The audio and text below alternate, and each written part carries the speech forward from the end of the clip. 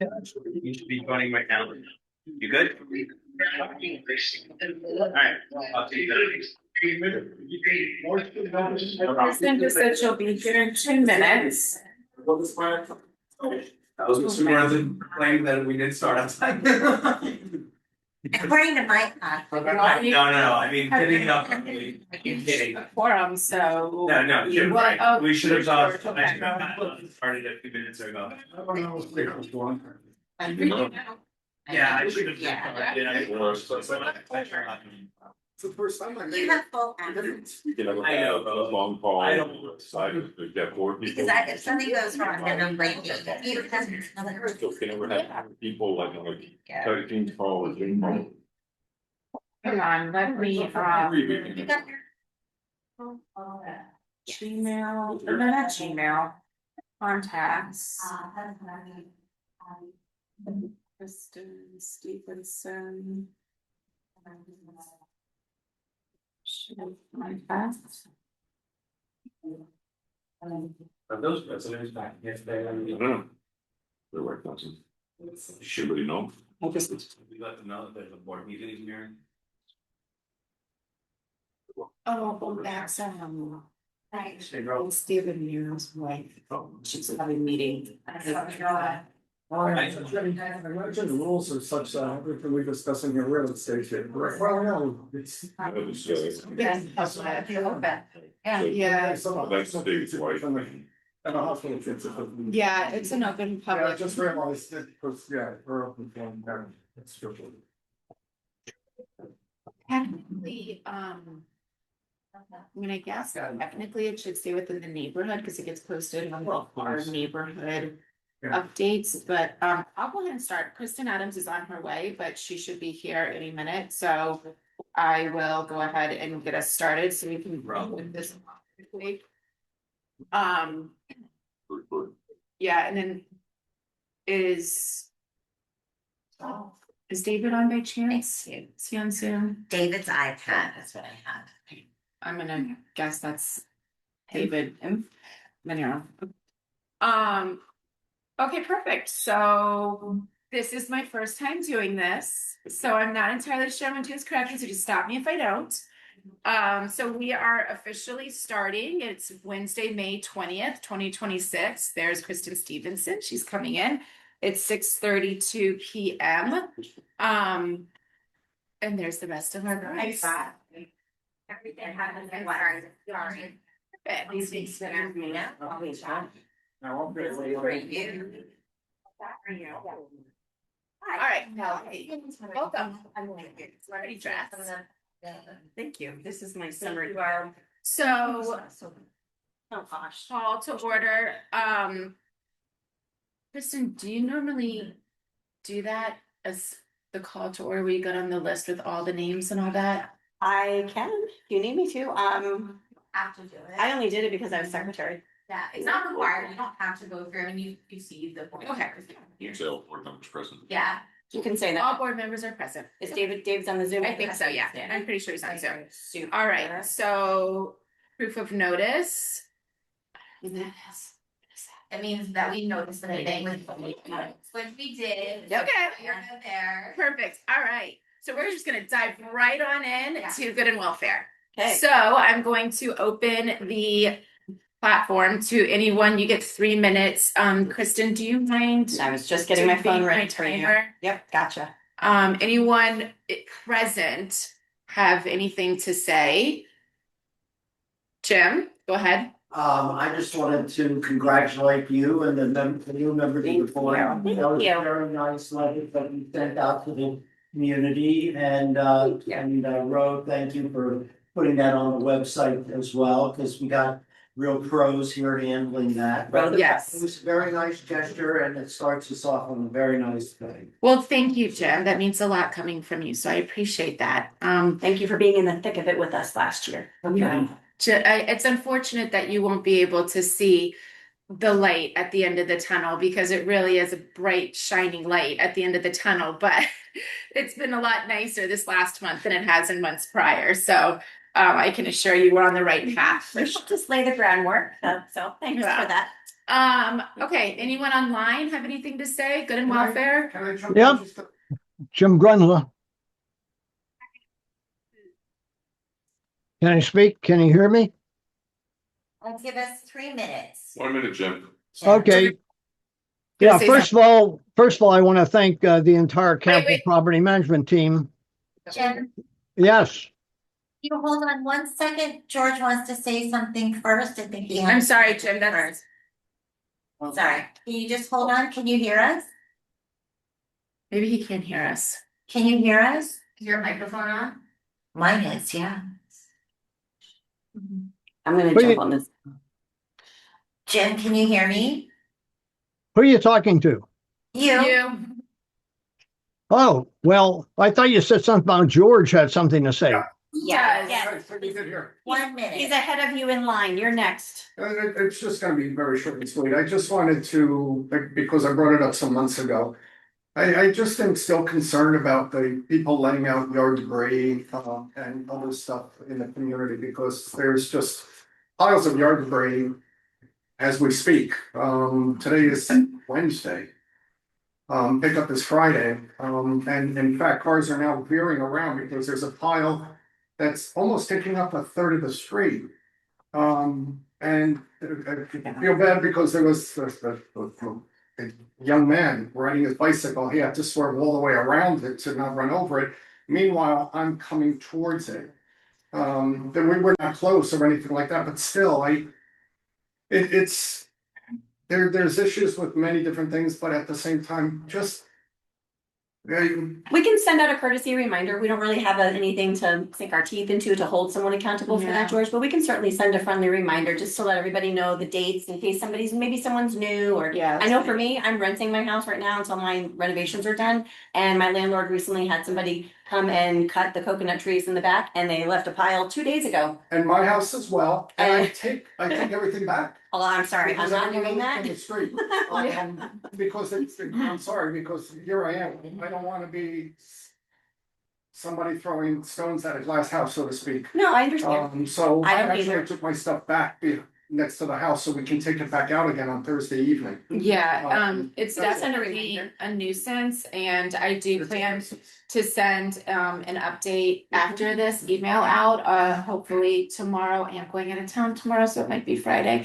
But I will make sure to add that in there. I think that's a good reminder Mhm. always to have. So, Yep. and I might even put something up on the board a little bit out in the clubhouse, just reminding people of the day that we should be putting out garbage and debris. I think As that's I think we said last year, there were 18 new families that moved Yeah. into the community, so they just may not be aware, so we'll send a little note.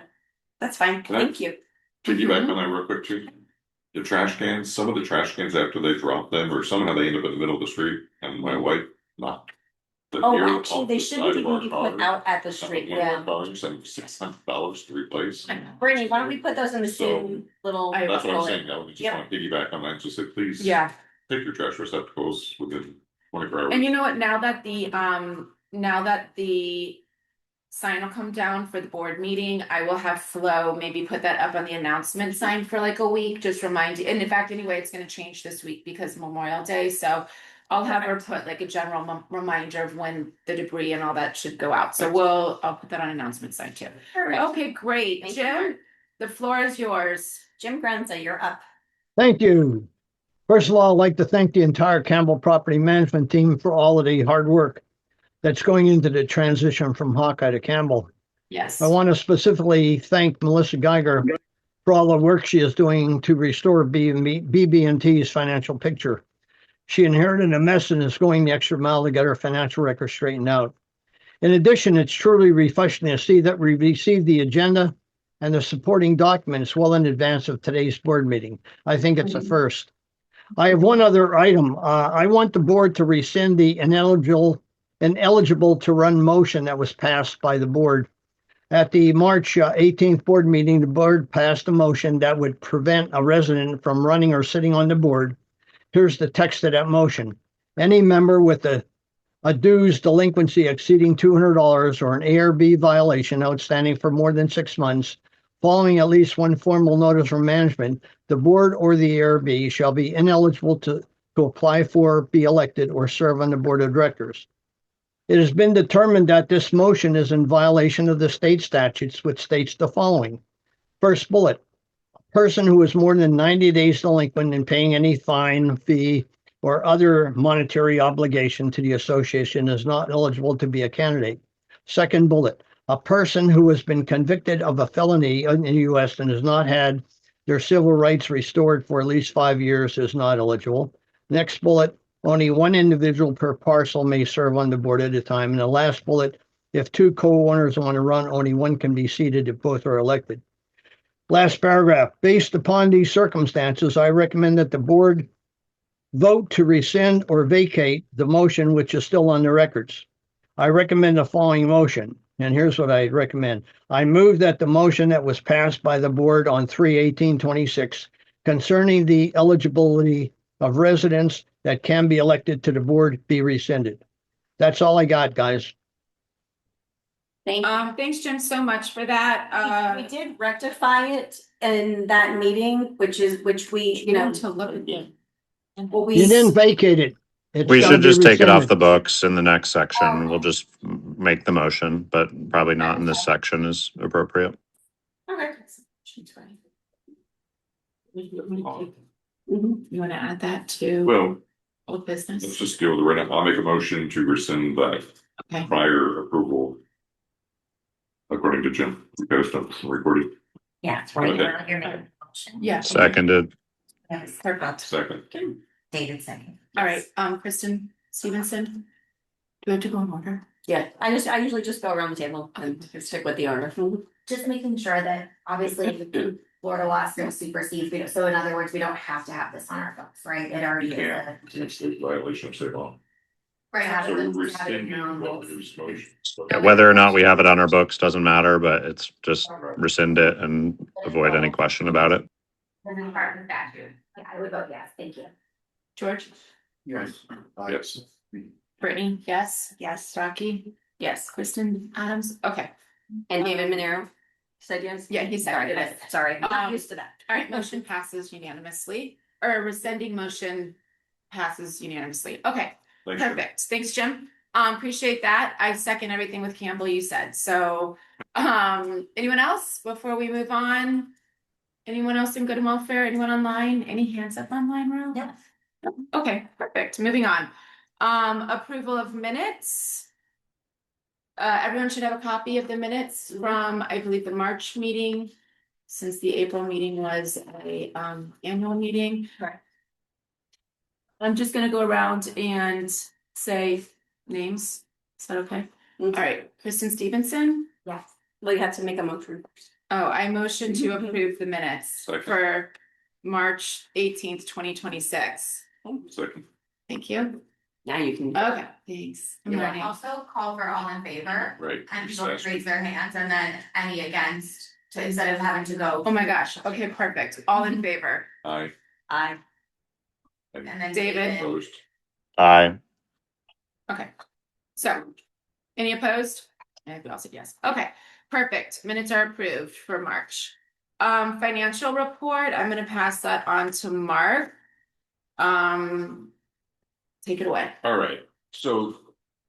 My short answer is the financials are under review. We have a March report, however, that was the transition that we were moving from Hawkeye, April 1st, Campbell took over. Melissa, Jim Gruns and I have been working diligently to get those comfortable that we know the numbers. Simultaneously, Melissa Geiger at Campbell is working with us to also get the audit completed. We had notes from the auditors that we have to resolve. Melissa's been dealing with Hawkeye on that. That's number one. Number two, I mentioned last time that the HOA insurance is 100% complete, paid for as of April 15th. I signed a cancellation of one policy that carried over. We'll get a $200 rebate on that. I took care of that today. Our budget was 180,000. We posted out to 115. The priority at this moment is we are still getting control of all our funds and sourcing it, getting it all into Campbell. We will then, in the next 30 days, the finance committee will come back with advice on options for investments by the next board meeting. That's my goal, and I'm chair to the finance committee to help with that. All the GLs are in place that Jim had asked for last year with Campbell now. And Brittany and I have been doing, I think, a very good job of questioning, auditing. We don't approve anything without talking to each other, so we have great lines of communication. So I feel very comfortable going forward. Campbell has said, let's just assured us that by June's report, we can then trust him and trust the numbers. And last is, I'll mention about play-by-point. Some people are saying, questioning, how are we doing? Are we making money, the 10%? So we have taken in. Here we go. Here it is. All right, so for the 2-week period that when Jim took over, was $7,000 was what, it was 8,000 cumulative. The cumulative for April was 15,758. The community year to date for the 2 month and a half was 2,379. So it should be in the range of about 15 to 1,600 a month. Jim reported to me tonight that we're seeing even more income come in kind of at mid-month. So we have benefited already to the tune of call it $2,400. I would like to make a motion that one of the things I want to make sure that our team, our tennis players and coaches get paid in the middle of the month. There was a history of paying some monies through play-by-point.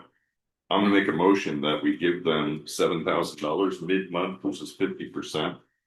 Play-by-point will not give us an accounting until month end. So I'm asking for the community to give an advance on the monies we received.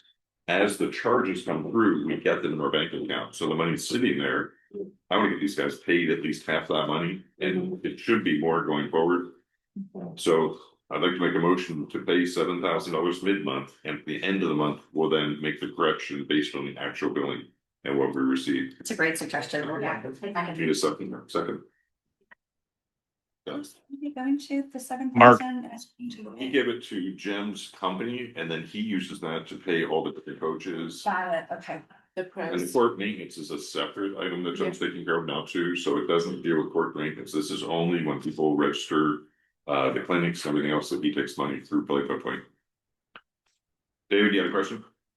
Does that solve the issue of him paying coaches that he probably pays them on, Venmo or Zelle or something that are college kids and need to be paid, pretty promptly? Does that like mid-month float solve that, or is there still any utility to providing some kind of like petty cash fund that he can draw from?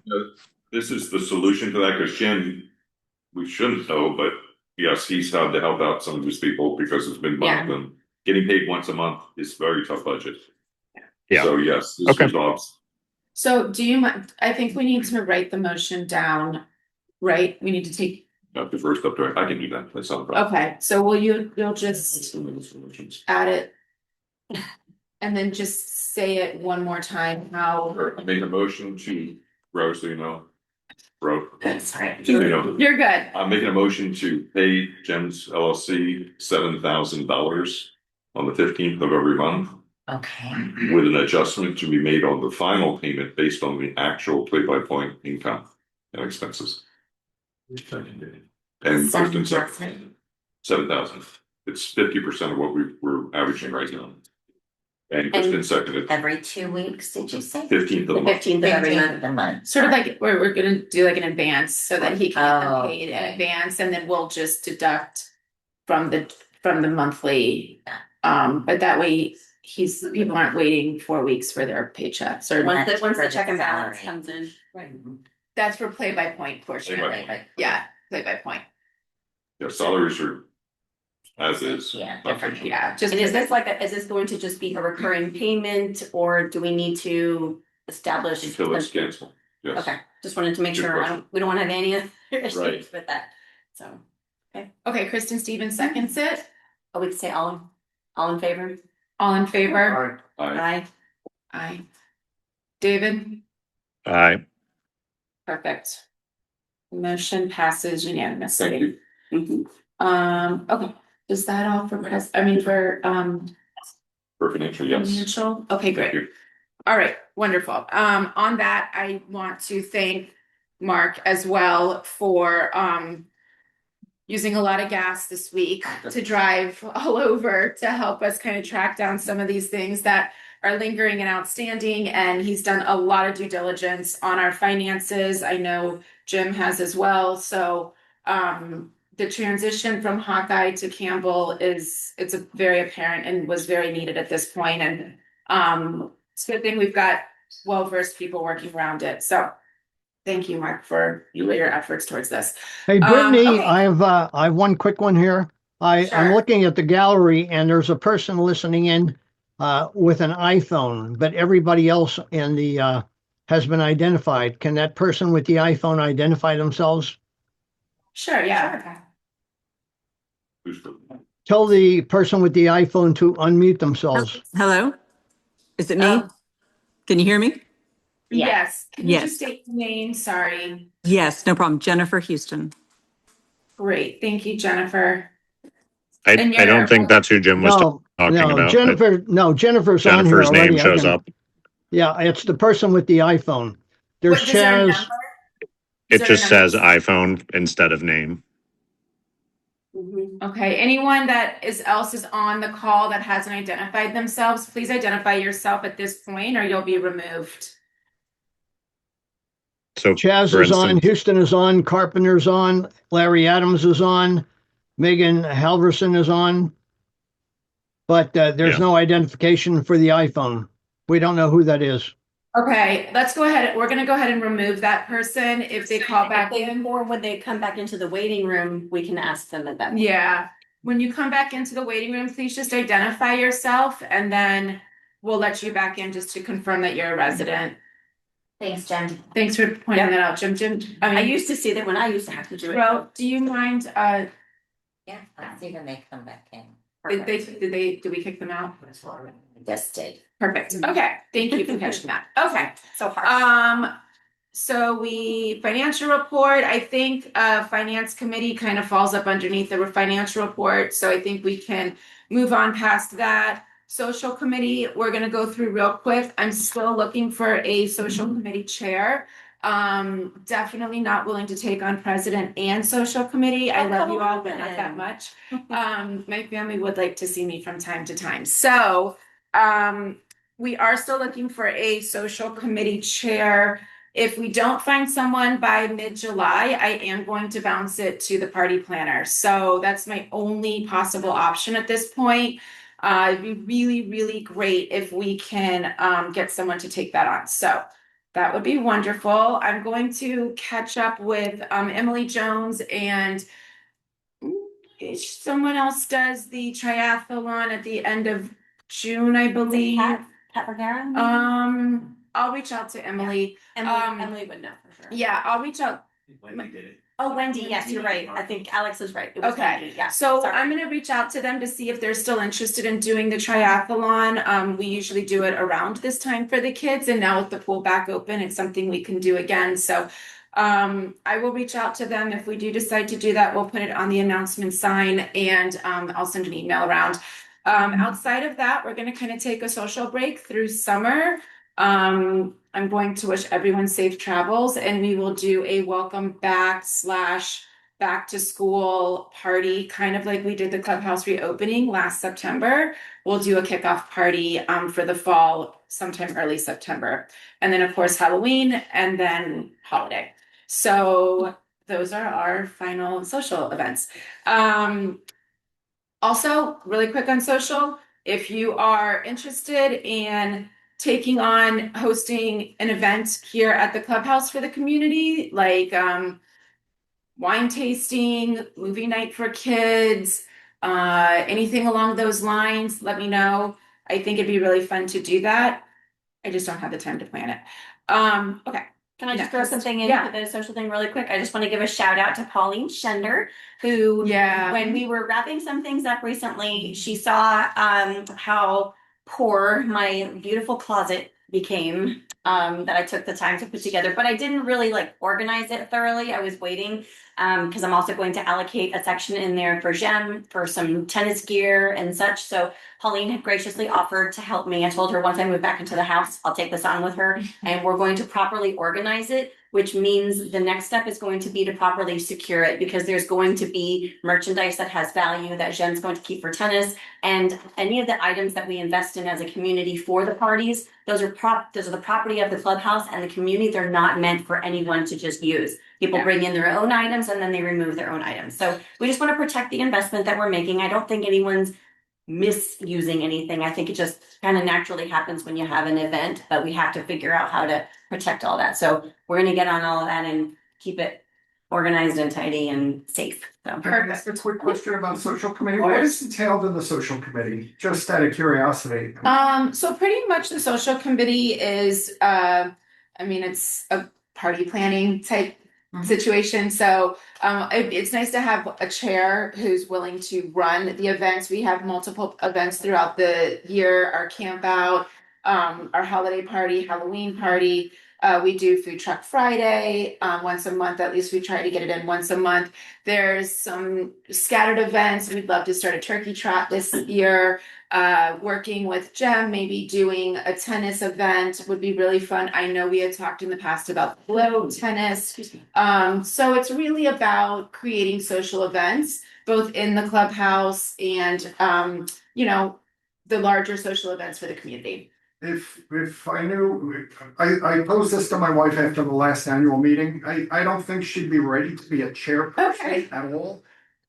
But I think she'd be interested. She's very good at these events, certainly. At but we the can house. always use extra hands. So Yeah. That maybe never. I can get in touch with, have her in touch with. Please have her reach out to me. Sure. And I will definitely guide her in the right way. I know there's a couple people that want to help but aren't willing to chair it. So I think if we Nobody get, wants to ever chair. if we get enough help, maybe someone will finally want to chair. So Yeah. little, what is it? Many hands make light work. So perfect. Thanks for offering that.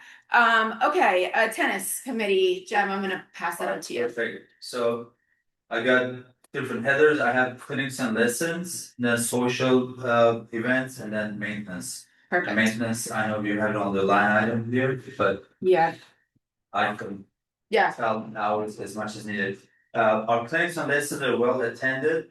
I'm foreseeing a little decline once we get through this month with summer coming in, but I'm hoping we're gonna make that some of that through some summer camps, some junior clinics.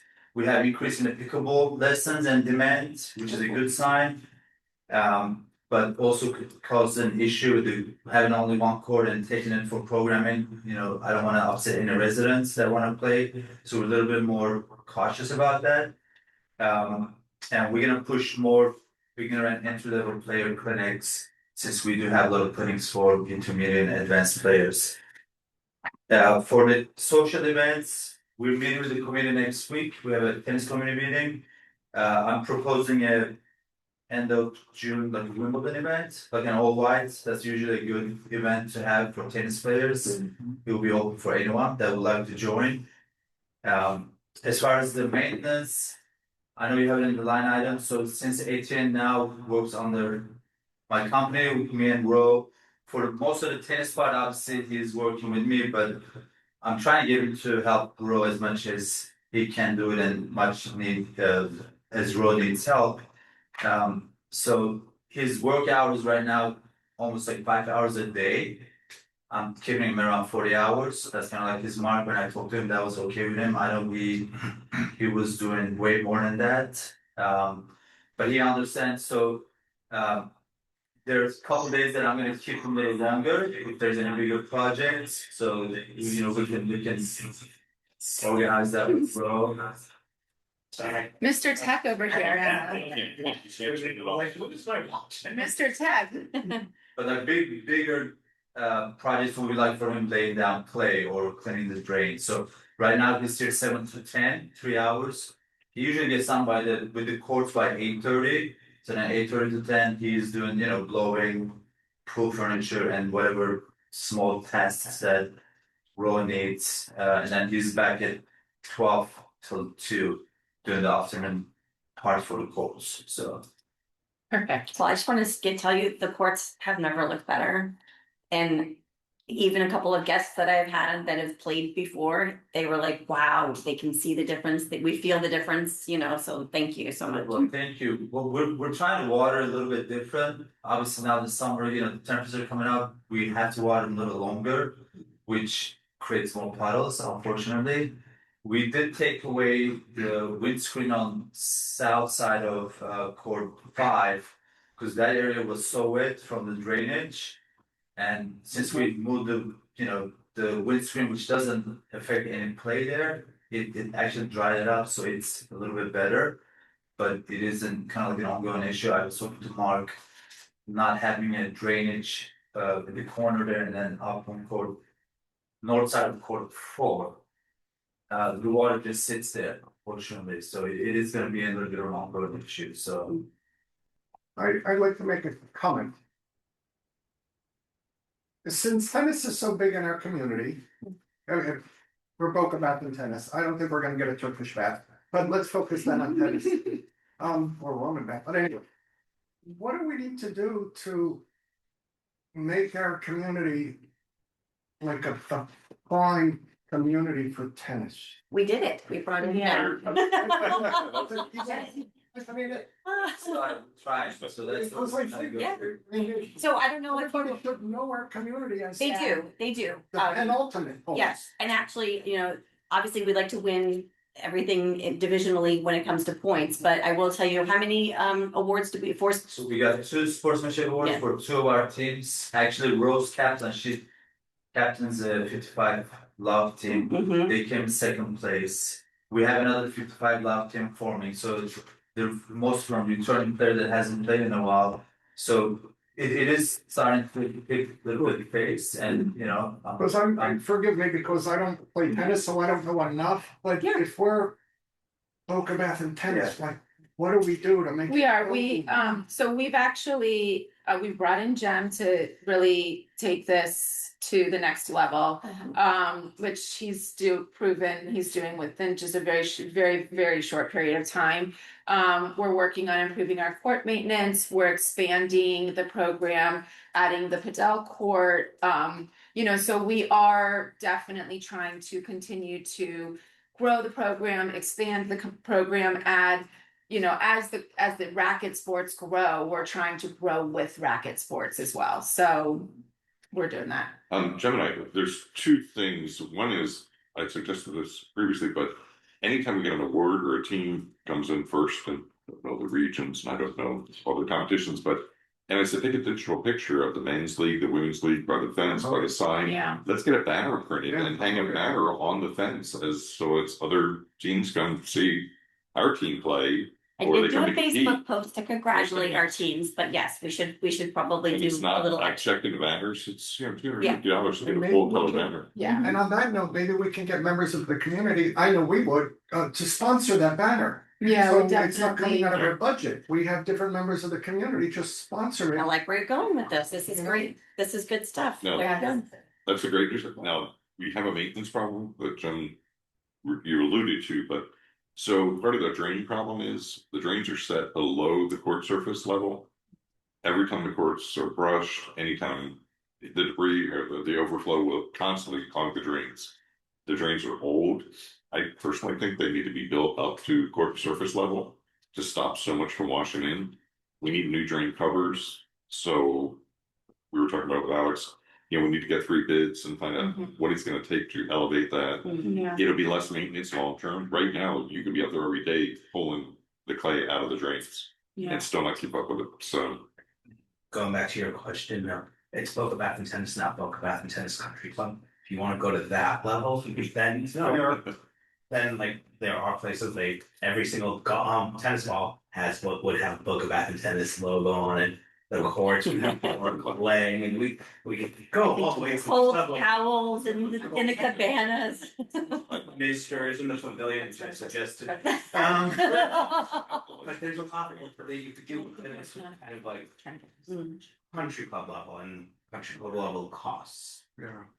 Okay, fair. Like one easy thing to talk about is like the courts. Like if we had hydro cores that water's underneath, you wouldn't run into any of these issues, obviously. Just because we have an over the top watering system, it does run clay off the core, so that means we have to put more clay. So it's kind of like a give or take, you know, so. Right. Like I said, we're already seeing the improvement on the courts, which is great because they're not just more playable, they look better, they look neater and cleaner. And it was also just a matter of training. Nobody really took the time. This is not a shot at Ken. It was just, he was doing the best he could with the little bit of time he had and whatever, but Jen took the time to really kind of engage him a little bit more and show him kind of how to keep it a little bit neater and smoother, and it does help. But yeah, it does help our reputation because we have a lot of guests that come and excuse me, almost half of all of our teams are non-residents. So people are seeing it from the outside. With the hydro quartz, I mean, we did get quotes to go for hydro quartz when we resurfaced just a few years ago. Oh, yeah. And the quote, the price was just astronomical. I mean, I think we should have it was do like hydro quartz on course 1 and 2 and then done it. Yeah. So it was right, so yeah. But, we board at that time didn't feel prudent to do that.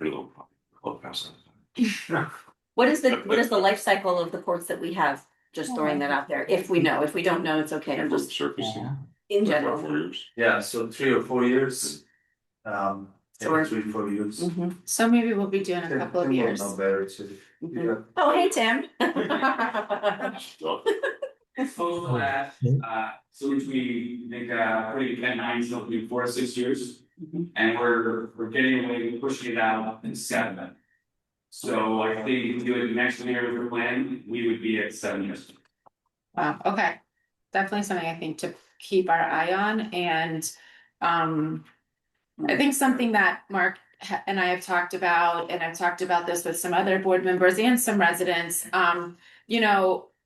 for so many years, we've really felt like we've had to kind of piecemeal things together.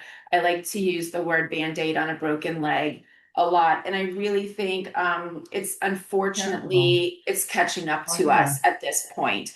And it's really we've gotten away with it for a very long time, but we're starting to see it catch up, and we're starting to see higher expenses on things. And I mean, I've been in construction for almost 10 years now, and I can tell you what it cost for me to do construction 10 years ago. It's probably increased 100% from what it was 10 years ago to now. You have variations in gas, and you have variations in a lot of different things that can happen. World wars, tariffs, things just change, and the country changes, the world changes. So it's not in our best interest to save a couple $1,000s here or there now to do things to save. It's in our best interest, and I think this is what we've all finally realized, to get it done right the first time. And it's going to cost us a little more upfront to do it right. But we're not going to see these maintenance issues that we're having to do over and over and over again throughout the years. So I really hope, I mean, at least this year, that's my goal with the board, is to try and do things right the first time, spend that little extra money to get it done. But in the long term, we're saving, since we're not doing it again in 4 to 5 years, constantly 4 to 5 years, with the increase of construction prices that, at least in my business, have yet to come down or budge. So they're only going up. And so that's something we do want to look towards. And when we do go to revisit the court resurfacing, I think it is a responsibility of ours to really evaluate the proper way to do it. Even if we can, like Alex said, do a couple courts at a time, I think it's something we really should look at. So, okay, so tennis. We have somebody online. Yeah. Chaz? Oh, Hi, can you guys. hear us? Yes. Hi, Oh, Debbie. good. I couldn't figure out how to raise my hand on here, but anyway, I saw you. I just wanted to say that our community, to what our new board members said, because we're very involved in tennis, or were, is one of the top communities per capita of tennis teams and tennis involvement. Boca Bath has a great reputation and is always have so many teams for the size of community and the type of community we are. So we really are Boca Bath and tennis, because for our size, which is 243 homes, we have an unusual amount of women's teams for sure, men's teams as well, especially in the evening. So I just wanted to let him know that, and we can talk about it personally because we live across the street from you if you want to. Thank you. I apologize because I'm not a tennis player, but I still have an interest in our community and it's tennis. So Yeah, well, it's a very, very well-known and well-respected tennis team, tennis community, and a lot of outsiders are they want to get into our community tennis program because it's been so good and well received, and we get so many awards, and we're well represented at all of these luncheons. How many women did we have at the last luncheon? The South. We had almost 50 women at the last tennis luncheon. And not everyone went, and we got all those awards. So we are definitely a tennis community, is what I'm saying. Supposedly, we have more teams than anybody else, even in Woodfield and Broken Sound and all of the big communities as far as the number of teams. I might have to go back to the Turkish bath concept. So yeah, I just wanted to let him know that since he's not familiar with it. I do appreciate it. I play pickleball, albeit not well, but nevertheless. Well, hopefully you'll get into padel too, once the courts are up and running, so. Yep. Okay, so next item up for business is Community Improvement Committee. Tim could not have walked in at a better time. I was actually stalling, no, I'm just kidding. Okay, I'll give a quick update and then I'm gonna hand it over to Tim to help me kind of wrap it up. Update on the hedge removal along Military and Potomac. We are pending permits on this, so it is moving forward. We are in talks about it. I just want everyone to understand, I am not just like putting a yes to a yes. I actually had Ro get me another quote on top of Tim's already 3 quotes, just to really make sure that we were getting the best bang for our buck on that. And so I'm going to review it. I'll review it with you in tomorrow, but it seems like we are getting the best bang for our buck. Epicurean is very close to where the other ones are and did come in a bit cheaper than some of the other ones we received. But again, if I can save anywhere, I'm going to. And so that was one of the things where it is a very large space. It was a very large number. And I thought there's just no way this is accurate, but it is accurate. So, so the hedges are going to come out first. You will see the hedges come out. It is going to look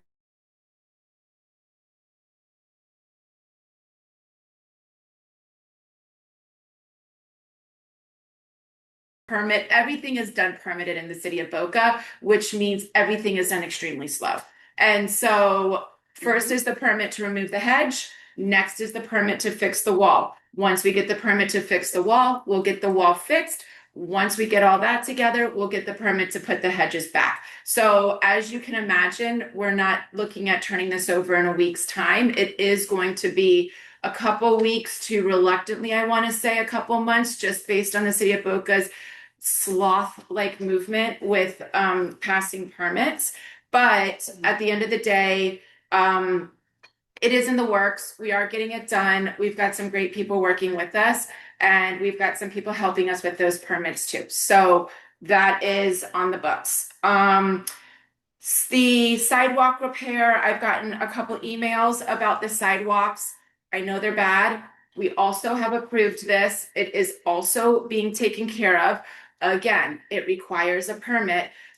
One thing that was recently brought to our attention by the company that we have entrusted to do these sidewalks is that we might want to consider fixing some of the roots underneath the sidewalks. So we are bringing in 3 arborists to get 3 quotes on how we can do this with safely, keeping our gorgeous trees in BBT and also keeping our gorgeous walkable sidewalks safe for everyone. So we, as quickly as we are moving on the sidewalks, again, we want to do it right the first time. We don't want to be spending $50,000 every couple years to replace the same sidewalks. So we're really we took like a half a step back. We're going to talk to these arborists, get some quotes, and then we will move forward with that. With that said, we will, because we've already passed the sidewalk repair, and it's within the budget of what we've already passed, this, I guess you could say, scope of the routes is going to be higher than what we've passed. So, we can make a motion to, do you want to make a motion? You can make one. Yeah, I'm gonna make a motion. Well, we had discussed it quickly and then it was very fast and passing.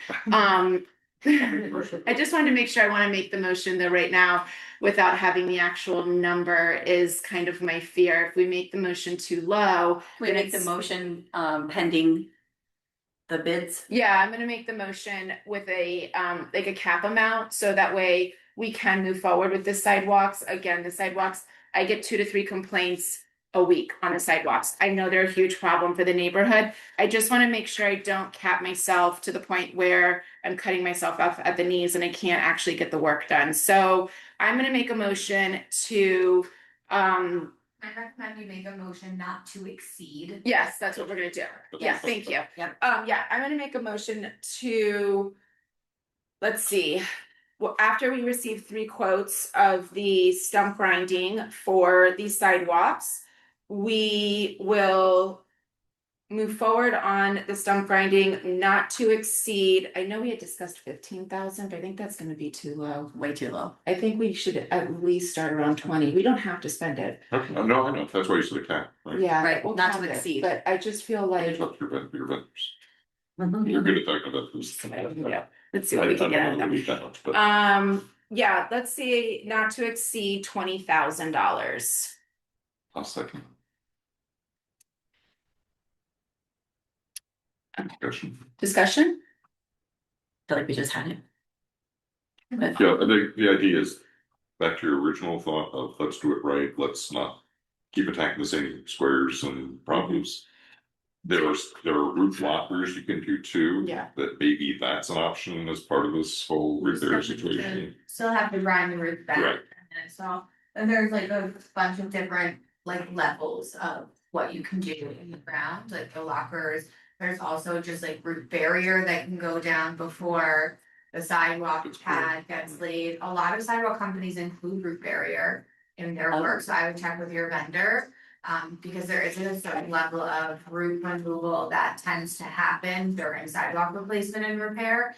And these days, most vendors include like a basic level of root out when it's in the way of the sidewalk. That's all they do, Yeah. they don't actually block future roots. or Well, attacking. But some vendors do So- include like the root blocker layer. Yeah, I think there's a variation of. We need to tackle the roots. I think that's what the biggest headwind is for us right now. And so we'll set this motion in place that will allow us to move forward on the sidewalks, which is a huge concern for the community and for the neighbors. And do it the right way this time. So Permits also. Is that in the process or not yet, or? well, it's in process, but we have been halted by the city to get the updated permit. So, which is in process is we have to get a company first. I'm sorry. That's not a contract. Yeah, we have to submit the contract first, yeah. Yeah, the city has asked us to update our clubhouse survey, which we are doing. In order for us to continue to submit any more permits. We do have a company that we are using for the sidewalks already, and we have it contracted. They're the ones that brought this root issue to our attention. So anyway, okay. Just We have a on, motion. Yes. all in favor? Aye. Aye. David? Oh. It's Chaz. I just have a question about the stump removal. There's 3 stumps that are over in that area where they're between the air bar's house and that whole area where there's sort of the swamp. There's 3 stumps. Chaz, give me 1 second. I'm gonna stop you. I'm gonna mark it down. I just want to finish this motion because it's a little different stump versus root. It's where I don't want to get off topic with let me get through the motion if you don't mind, and then I'll add the stumps to my list of things to do, if that's okay. David? Yeah, I was just waiting for David. Is Yeah. he still on? Yeah. Aye. Okay, perfect. All right, so motion passes unanimously. Okay, Chaz, sorry about that. Go for it. Stumps, 3 stumps. There's 3 stumps over there that look like they're gradually dissolving. We did a stump in our backyard with some powder and stuff, and it took years. But anyway, they're almost fully deteriorated, but not quite. But I hope we don't spend thousands of dollars removing these stumps that are in the middle of the swamp area. Because there's no sidewalk, there's nothing, there's nobody would have occasion to go there. So I hope we're not gonna pay $5,000 to remove a deteriorating. Guys, clarification, are you talking about the lots against military trail? Yes, Abandoned? yes. No, we're just talking about the sidewalks that run through the community, the Right, walkable sidewalks. They're not representing a hazard or anything else? Yeah, there's been 57 locations along the community that have been identified as hazardous and needing immediate repair. I'm sure there's more that need repair, but this is immediate repair. Those are the ones that we are going around with the arborists. Not all of them might need the stump grinding or the root blockers. I say stump grinding, let me be more specific, root grinding. But we are going to go through with the arborists and take out, there are some that, I mean, literally the root is exposed through the sidewalk. So those are the ones that we're focusing on. Obviously, we will prioritize most dangerous. Okay. Cool. We just as an aside, I'll send you a photo. We were just at the Naples National Pickleball Center, and they have some bad sidewalks, and they have some unique strips of metal that they've put in the places where it's really bad, painted yellow. And I don't know if it's a big savings, but it was interesting to see that at a Yeah, if you'll email that to me, that'd be great. picture. I'm open to whatever it's gonna take to get this fixed, so, okay. I'm actually gonna move up Padel and basketball court, since that's part of community improvement. I have it under president's report, but I'm gonna move that up now, and I'm gonna have Tim speak on that, since he's been really running full steam ahead with that. If that's okay, Tim? Are you good to speak on that? Okay, cool. So I'll speak to the edge first. I just want to jog everyone's memory as to what the history is there. We had a resident who was frustrated with the swale tree that was infected with a fungus. She had brought it to the property manager in person, in email, and via phone call. And our old property manager ignored those requests to have a tree reviewed. At a certain point, she got so frustrated that she called code compliance with the city. The code compliance officer came out and said, "You're absolutely right, the street definitely needs to go." You could see that the fungus was eating away at the innards of the tree, and the tree was extremely unsafe. She was concerned that a heavy storm would not get to her house. So we had to get that tree removed, which we did, but while the code compliance officer was in the neighborhood, he thought, let's take a look at everything else. We had, I should say, a long history of open permits for the hedge on Potomac. I believe it stemmed back to at least 2020, maybe even before then. We had not been paying attention to it at all. People were just let it go untouched. And as a result, the city finally came to us and said, "We're going to start finding you $450 a day unless this is addressed." So with the help of Greenscapes and a lady there named Hillary and I went down to the magistrate's office, got it cleared up. We cleared up the hedge issues along Potomac, and then we had to promise that we would take care of it. Upon coming back into the neighborhood, the code compliance officer obviously took a look out at Potomac and noticed that there hadn't been too much work done. So as a result, I've been in touch with Juan Hernandez ever since, and I've been letting him know what our plans are and how we're moving. He's not discouraged by the progress that we've made, but he definitely wants to see us submitting for permits sooner rather than later. Some of the topics that have been discussed over the past few months are choice of hedge. As we've discussed at previous board meetings, we really don't have too many choices because there's so much shade. Clusia therefore is out. Photocarpus was also discussed, but every single landscaper we discussed noticed that if you wanted photocarpus, then you have to add irrigation all along at a minimum of buffers, which meant cost was going to be much, much higher. So I think Brittany made a wise move, made a choice, and we're moving forward there. With that said, what was I saying? Oh, we're not at 3 or 4 quotes, we're actually at 6. I got 4, Kristen Stevenson got one, we the one that your gentleman came out here, heard about that Carrier's quote and said, thanks, but no thanks. And then Brittany's got 6. So this is not an instance where we're trying to be indifferent or thoughtless here. We're actually being as frugal as possible and getting as many quotes as possible. So that's moving along, and the city is breathing down our neck. They expect something to be done sooner rather than later. That is where we stand with the hedge and the walls. If you'll recall, in regards to the walls, it's mostly paint, maybe a little stucco, but the total cost of that was $60,000. That gentleman charged us $60,000 for the entire wall along butts. He's charging us the military plus Potomac $60,000. So it's a tremendous value. He did great work along butts, and we're sure he'll do the same amount of work on military and Potomac. It'll be a 3-step or a 3-phase project. First, we'll have the rip out of the old hedges and all the plants and weeds that are there. Then Clayson, that's the gentleman who does the walls, he'll come in, restock all the paint, and then that'll come back in, lay irrigation down if needed, and plant the hedge, and we should be good to go. We'll close all those permits out, and hopefully within a year, we'll have a brand new wall, which will look gorgeous, behind a brand new hedge, which looks also gorgeous. In regards to the basketball model, again, the city has been very, very difficult. In particular, if you take a look, some of you might be able to see that if you look that way, the basketball court and future Bell court are surrounded by large trees. So as a result, environmental got involved. Anytime you get involved with environmental, they can make all sorts of crazy claims or allegations. As you can kind of tell, we're not touching the trees, we're not getting anywhere near the trees, but we had to add all sorts of language and kind of notes that under no circumstances will we touch the trees or get near the trees. If we did, here's how we would mitigate the damage. Everything is pressing forward. We resubmitted all of our civil and landscaping documents last week, and we were told that based on our responses, we already run our responses back with the city, that we should have something within 7 to 10 days. Hopefully sooner, because there's really not much to go back over. With that, once the permits start, my understanding is that the basketball court is somewhere between 2 and 3 months. The reason it's so long is because after the plexi asphalt surface is laid down, it then has to cure for a while.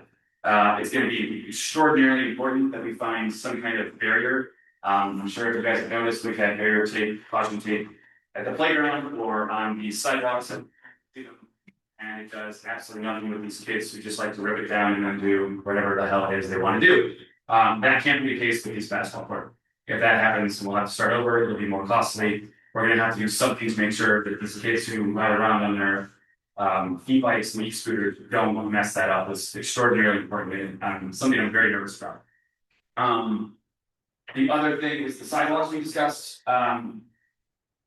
When I first got on board, there was a discussion about the issue of swale trees. Obviously, for those of you who aren't aware, the swale trees are actually owned by the HOA, but it's up to the residents to maintain their swale. The issue is that there are a number of oaks and other trees that are planted in the swale. They look gorgeous, they add to the character of the neighborhood. In terms of maintenance, they're extremely costly. The only option we really have to mitigate this once and for all is to rip out all the swale trees, which I don't think any of us want. The roots can be ground down. That's typically what's churning up the sidewalks and the roads. In some cases, though, we've got to be careful because if you take out a main root, the tree may be unstable. If that happens, we'll have to get a permit for trees. Otherwise, we should be good to go. We're pressing forward where we can. Brittany mentioned that we're trying to get a survey. Oddly enough, we actually didn't have a full survey of Boca at all, which is strange because we've had this has been a community since 1976.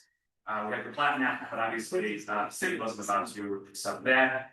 The last surveys we have are full of this, just so we're all clear, this whole amenity area is called track page. The last time we had track page surveyed fully was in 2006. We had the clubhouse and pool deck surveyed in 2021. So we tried to work off and kind of create a survey based off the 2006 survey, and that didn't work. So we got a very, very fair deal to get a new survey. And it was a gentleman who used to work for the guy that I always used in my multifamily projects. We had done a survey, obviously, of basketball dell, and we had done a survey of the pickle area the future use, and then he actually used the 2006 survey. So I believe I saw them out here 2 days ago. He's going to use all 3 surveys, and that's why the charge he got for us was so ridiculously low. So I was happy about how low it came in.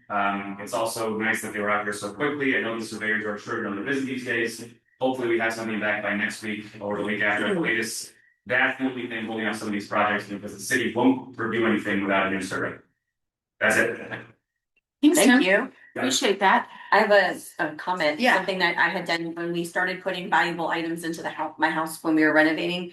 We put up some temporary cameras because obviously didn't want to get expensive things delivered and then have them just walk out or whatever. So could we potentially set something like that up? Obviously, I mean, I'm just thinking if we have some sort of cameras that are, you know, up high, hard to get to in a temporary capacity, because I shared the same concern that Tim shared about, you know, once they put the whatever it is, the materials down for the basketball court, it won't get a chance to cure properly, and we start at square one, and it's very expensive. So I'm just wondering if, you know, a small investment of cameras that are recording at all times, we've already proven the cameras are working for other reasons, so. Trail cams. Yeah. That are like battery operated. I think my only issue with cameras, and Rowan, I encountered this earlier this week, is that at nighttime, they're very difficult to identify. These kids have helmets on, buffs on, you know, there's no identifying marks on these bikes. Tim, how long does it take to cure properly? Easily 4 weeks. I think personally, I think we put a fence. An actual, like, can we do that? Like, I'd like an actual construction fence with like barbed wire. Fence. Yeah, like a chain link But I think fence. the problem is the cameras, it's after the fact. You're Right. letting them do the damage, now you're identifying who did the damage. Yeah. And I keep saying, we haven't put the signs up that say you're under camera surveillance constantly. Yeah, I I talked to my definitely, neighbor, who's the counselor. We could have a talk with the kids who are, you know, and I think, especially some of the ladies on the board, you guys know who the teenagers are. yeah. You guys can find those who kind of sit down, like, we're not messing around here. We know what you guys are going to be doing. That's not necessarily an issue, because you can steer those kids straight. What really sucks is that it took this long, and now we're doing it in summer, which means the college kids are back. Yeah. And I can tell you, having dealt with some of the favorite drawings that I like to put on the pickleball court and on the maintenance slot. And the college kids that get back there, it gets a lot dicier in terms of trying to monitor the behavior. They do all sorts of crazy stuff. Maybe with those lights. This. All night here. The neighbors are gonna keep the lights on. I do think we do need the signage. And I think we. Fence. And I think we need to. Tim, can we maybe ask the vendor? I have a feeling they've run into this before. I mean, they've got to have a suggestion on what to do to keep people off of it. Yeah, I know that we're talking, we haven't tried, like, I know this has been working on it, something, but I haven't talked to them about the hearing process. Since I think last fall, so it's been a while. So I would definitely talk to them, because obviously I'm concerned about it, we're all concerned about it, but it's the college kids that we're, not the teenagers, it's straight to college kids that are a problem. And I think a message to the parents, you know, that's been saying, parents, you were 100% responsible for your kids' actions. Yeah, we'll send an email. And if we want to even post, we've had issues with, you know, $2,500 repair for the room, and give a couple examples. You'd send out an email blast to the neighborhood, and just for those 4 weeks, keep it on the sign in the front of the neighborhood. Just if you go on that, you'll be held financially responsible.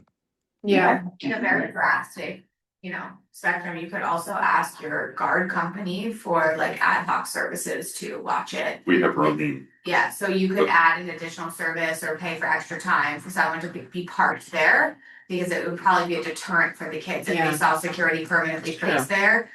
Because a lot of places where you do like concrete, like in New York City, like they literally hire people to stand watch because it takes so long to act. I was thinking of that, but then when Tim told me how long it takes to cure, I was like, no. But you might want to add, you know, maybe your security company will loan you an extra car to leave at the, you know, you could probably talk to them and see what they would like to do, because I think it would serve as just a visual deterrent as well. Yeah, I agree. I think that we need to take extreme measures on this to make sure that it doesn't get messed up, and I'm on the side of doing all of the above. So fence, car at night, motion detectors, cameras, emails, announcement sign, it's all gonna go down. So security numbers, I want it all. This place will be that basketball court will be like Fort Knox, no one's going on there. And honestly, it's good to set the tone because once it's actually done, to Tim's point,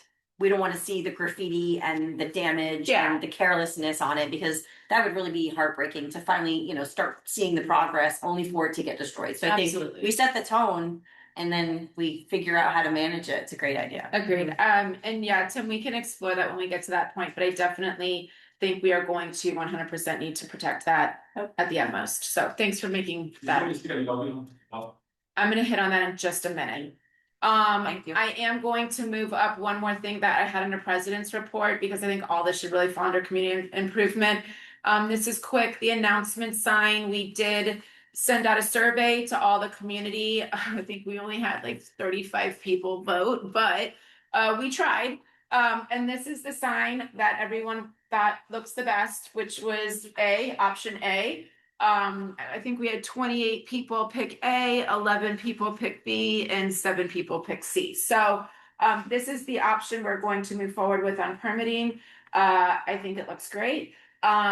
Just so everyone knows, again, we are at the mercy of Boca permitting. So we've done everything we can to make it look like our clubhouse, to make it look like our guardhouse, so they really can't say much. But they can come and say they don't like it and they want us to change it. So we will do the best we can to get that approved, but that is what we did move forward. We need a permit committee. Yeah, move forward with, we do. Okay, if I hear the word permit ever again, my mind. That's my mind. All right, so I'm gonna pass the ARB committee over to Mark to talk about this and then we'll move on. And I do apologize. I have one thing on financial. Yeah. I need to make a motion to close Seacoast Bank where we have like $20 left in the account. Second. And we have a Dork Financial, which is also Flagler Credit Union. I found that this week. We want to close those accounts and move them all to the interest bearing account with Campbell, which is Alliance. That's fine with it. Seacoast and. You got it. I give you the motion. Oh, okay. Okay. Second from George. Second. I still second. Kristen, Third. There you go. second, all in favor? Aye. Aye. David? I Perfect, thank you. All right, ARB, I have another motion. I want to make a motion to send an announcement to all residents that the ARB applications are 100% online. That renovation and construction need a PDF and an architect set of plans delivered to the office. Those will require, just as an update and aside to the motion, well, I'll let you guys do the motion then. During discussion. Do we need to make a motion to send an announcement? Yes. Because we're telling them to put it all online. Well, Are we telling them to put it online? I just want the announcement sent. So if you guys were okay with that, the motion. I mean, I second it. I just wanted to. I don't think we need a motion. Okay, I'll second it and. just to reinforce, the process of work is working very, very well. The online system, the Campbell system is very, very easy to use. Feedback has been good. We have lost one committee member and we're down to 5, which is fine. It's working fine. What's the new turnaround time now, Mark? It can be as fast as, I would say on average, we're averaging about 72 hours. So we're not making people wait a month. That's amazing. Now, construction plans, renovation, if we're changing the elevation or something dramatic, we need to have a meeting. We need to sit and see things face to face. That's where we're actually asking for like an architecture set of plans. We only have one right now that's coming recently. I've been dealing with the gentleman for 3 months now. So he delivered the plans. Jim suggested, hey, why don't we wait till June? Want to have a meeting right away and deal with this, rather not make the guy wait. So we've been very, very accommodating. The response has been very good. I'm on the phone constantly calling people and saying, hey, you don't have insurance. Ro's been great. Flo's been great about, hey, you forgot a form or you forgot this. And we communicate through the software with each other, with the admin person, which Flo's now. Flo's up to speed. Yeah. Okay, Flo's up to speed. So it's working very, very well. Okay, so that's that. I'm gonna stop on my other motion, and George is here to talk about a tree situation. Or Tom, I'm sorry, George is here. So I sent everybody a note that Tom was going to be here tonight. I just want to say, I'm abstaining from a vote on whatever action. Is this in regards to 3082 Northwest 30th Way? Yes. Okay, just making sure I'm understanding we're on the same page. I'm Okay, part of perfect. ARB, so. Got it, Tom. Hello, good to meet you all. You too. For those who where I'm Tom Greenbank. My wife Di and I have lived here since '79. And the two trees we're talking about have also been here since '79. They've never been much of a shade tree. I hope you have the documents that. We do. We've seen the photo, yeah. Okay. Thank the you. Photo of the trees and also I hope the thing that I would proposal that they are one's dead already, brown dead. And the other one is, I didn't realize this when I first made the application, but when I had Baker Landscape out to give me an estimate, he told me get this all set down and you could sort of tell there apparently was a lightning sprout in there. We showed them a bunch of infestations, or the evidence of the pine borer infestations, which I'm not sure I have. I'm not sure that was in the thing, but at any rate, it was proof to me, but these are on their way out. One is definitely already out. It's not that I wanted to remove these trees. I have kept, I like slash pines, and I've kept my slash pines, but I've got no choice here. And I understand there is this thing about replacing trees, and Mark, and they explained well to me. But I'm asking for a waiver of that because of the fact that they're no longer, they were never a substantial shade tree, and they definitely aren't now. And they are also now a liability, because they are close to our house, and the dead tree is gonna fall more easily than a live tree. So that fact, and then our lot does have an abundance of trees, and I did just make a list of them on a piece of paper, which hopefully you also have. So it's our lot is very well shaded, the sidewalk on our lot is very well shaded in the back. It's the same thing. So sometimes we really almost have there's Craig's house next to us. And he has some very large borders. We have almost too much shade. So I really don't think that we need to, or that it serves a benefit to have to buy another tree to put up there. Is it a cost issue to not want to replace the tree? I'm just, Definitely, it's definitely a cost issue. Okay. Yeah. So the reason I'm saying that is because, I mean, I understand not wanting to add another tree to your property when you have an abundance of trees. We do have this tree for a tree rule in place, and a lot of people, including myself, have had to abide by it. I'm actually removing a tree tomorrow, and I'm replacing it with another tree in a different location because it's literally growing into the house. But the reason I ask is because so currently, right now, I don't know if many people know this, but the city of Boca is giving away one free tree per resident. And they are not planting it, but they will drop it off. And it is a 15-foot tree that will grow up to 30. I mean, they're doing gumbo limbos, very nice, beautiful native trees. So if that's something you would consider applying for, I applied for it last week. I found out within 2 days I was going to get the approval for the tree. I got to pick my tree amongst 7 or 8 different tree options. So if that's something you would consider, I would, I would maybe ask you to consider that since it is a free tree. Granted, you do have to pay for the planting of it. I can't imagine it would cost all that much, and I have a 15-year-old who I'm happy to send over there. I was gonna say, I'll volunteer for my kids for you. They're good with tools. Yeah, that's the goal is summer boredom. But I do, that is sort of, I would like to try to keep with the standing of a tree for a tree. Maybe you can take down both trees. One of them does literally look like a stick. I don't know, and maybe, I don't know if you want to just replace one tree, 2 trees with one tree, or if they are only giving one tree per person, so, or per household. So that is, you would have to buy the other tree. But if that's something you would consider, I would definitely Well, I, Appreciate that. I prefer not to have to buy a tree, and if I'm perfectly happy to apply for that tree. Okay. I can send you the link for that. Thanks. I can send you the link for that, for the application. In fact, yeah, I mean, does anyone else have anything to say in regards to this? Any other opinions? I really don't want to force someone to buy another tree, but it is sort of like a rule that we have to, don't start making exceptions and then.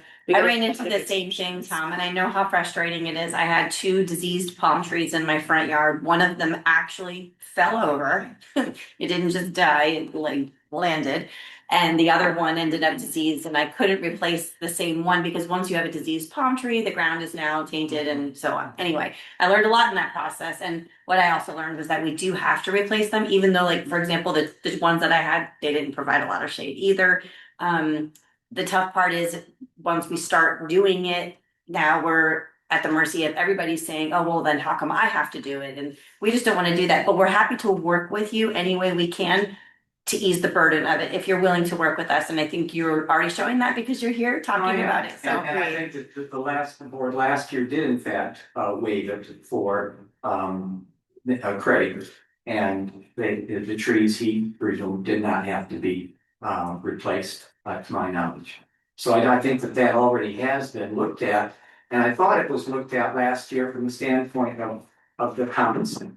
Going back to what I understood was the reason for the rule in the first place, which was not necessarily an arbitrary tree for a tree, but in fact, keep it shaded, keep the ambiance or the particular, I guess that's the best word, ambiance of the community. Don't have somebody completely rip out the trees and suddenly we look like the brand new community that doesn't have any trees. Right. I think that was always the purpose, but I don't think anyone had a blindfold on it.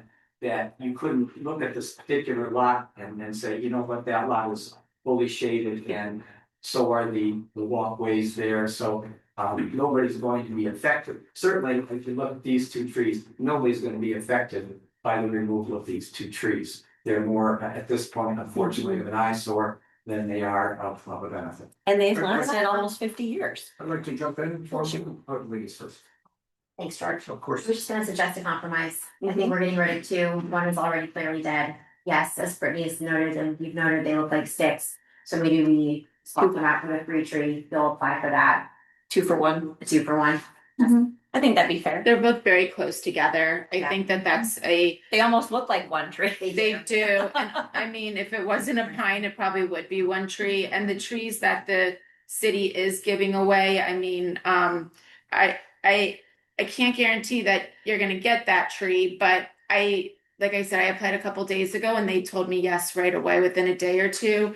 I would agree that I think you could plant one really nice tree there and it would look great. And so I'm in favor of, if you're okay replacing the 2 trees with 1 tree, that would be wonderful. If we can get through the Boca, yes. Yeah. Well, I can't guarantee that that's something that we can do. Unfortunately, like I said, it is an option, but it's not something I can actually like guarantee you because I don't work for that department or them. I will say we will need you to replace the 2 trees with 1 tree somewhere on your property. I think, if we're going to compromise, I think that would be a fair compromise if everyone else agrees. Can Yes, I George. jump in real quickly. We're gonna actually solve a problem, but I'm worried about a different problem. That is right between my home and Lee's home in the swale. I believe we have a dead tree. That's a big tree. I think it's probably gonna have to be removed and we're gonna be finding ourselves replacing it. Now, because of the canopy of that tree, I'm sure we're not gonna get away with, It's in the swale or on your property. it's in the swale. Let's make sure your property. And that's our responsibility. Well, actually, then let me correct myself. It's in the area of the street next to the sidewalk. It's technically not a swale, it's But so it's on our property in the. Is it between the sidewalk and your house, or is it No. between the sidewalk and the street? There's sidewalk and street. Then it's the HOA. Oh, it is? Yes. Oh, I thought it was. Yeah, it is common. As long as area. it's common. That's part of the HOA maintenance. What is the hour? Congratulations, it's not your problem. And, Different. okay, I'm in favor of replacing the 2 trees with 1 tree. I will help you get the link for the application. I can't guarantee they're gonna get it to you, but I can definitely work with you to try and get that taken care of.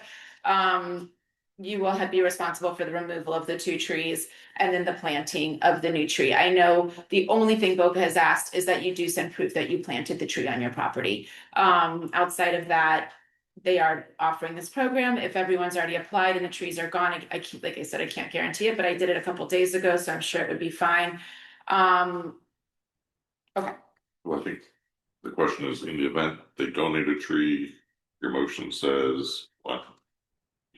So, I mean, You're saying I will, Tom has to plant a tree. yeah, Regardless of whether you get it donated. or not. exactly. Yeah, you still have to plant 1 tree for the 2 trees. We'll give you, we'll take off 1 tree, we'll give you 2 trees, and we'll give you 1 tree, but I will do my best to help you get it through the city of Boca. If we can't get it through the city of Boca, then we'll have to work with you on what tree, but you will have to replace both the trees for at least 1 tree.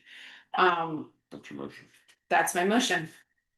I have a question about all of this. So is the rule that the trees have to be replaced where they were? Is anywhere Anywhere on the property. So they have 2 options. One is Looks like there's just no other. you have to plant, so the rule is that it's tree for tree, so it's 1 of them for a middle. If you have the choice of either donating funds, $2,000 per tree to the HOA, replant swale, replant the parks, or plant another tree on your property for each one removed. So there, the ARB then asks for a copy of a survey, contract or bid for the tree, type of tree, 12 to 15 foot, ideally like 15-foot tree. Before you plant it in the ground, it looks like 12 feet in the ground. Or you can give $2,000. We have a gentleman, the construction ones we have, he just paid $4,000 as a deposit because he doesn't have his landscape plan, the trees aren't in the ground. After the house is finished, after the trees in the ground, potentially he'll get his money back. Because he's planting the trees, but just not there yet.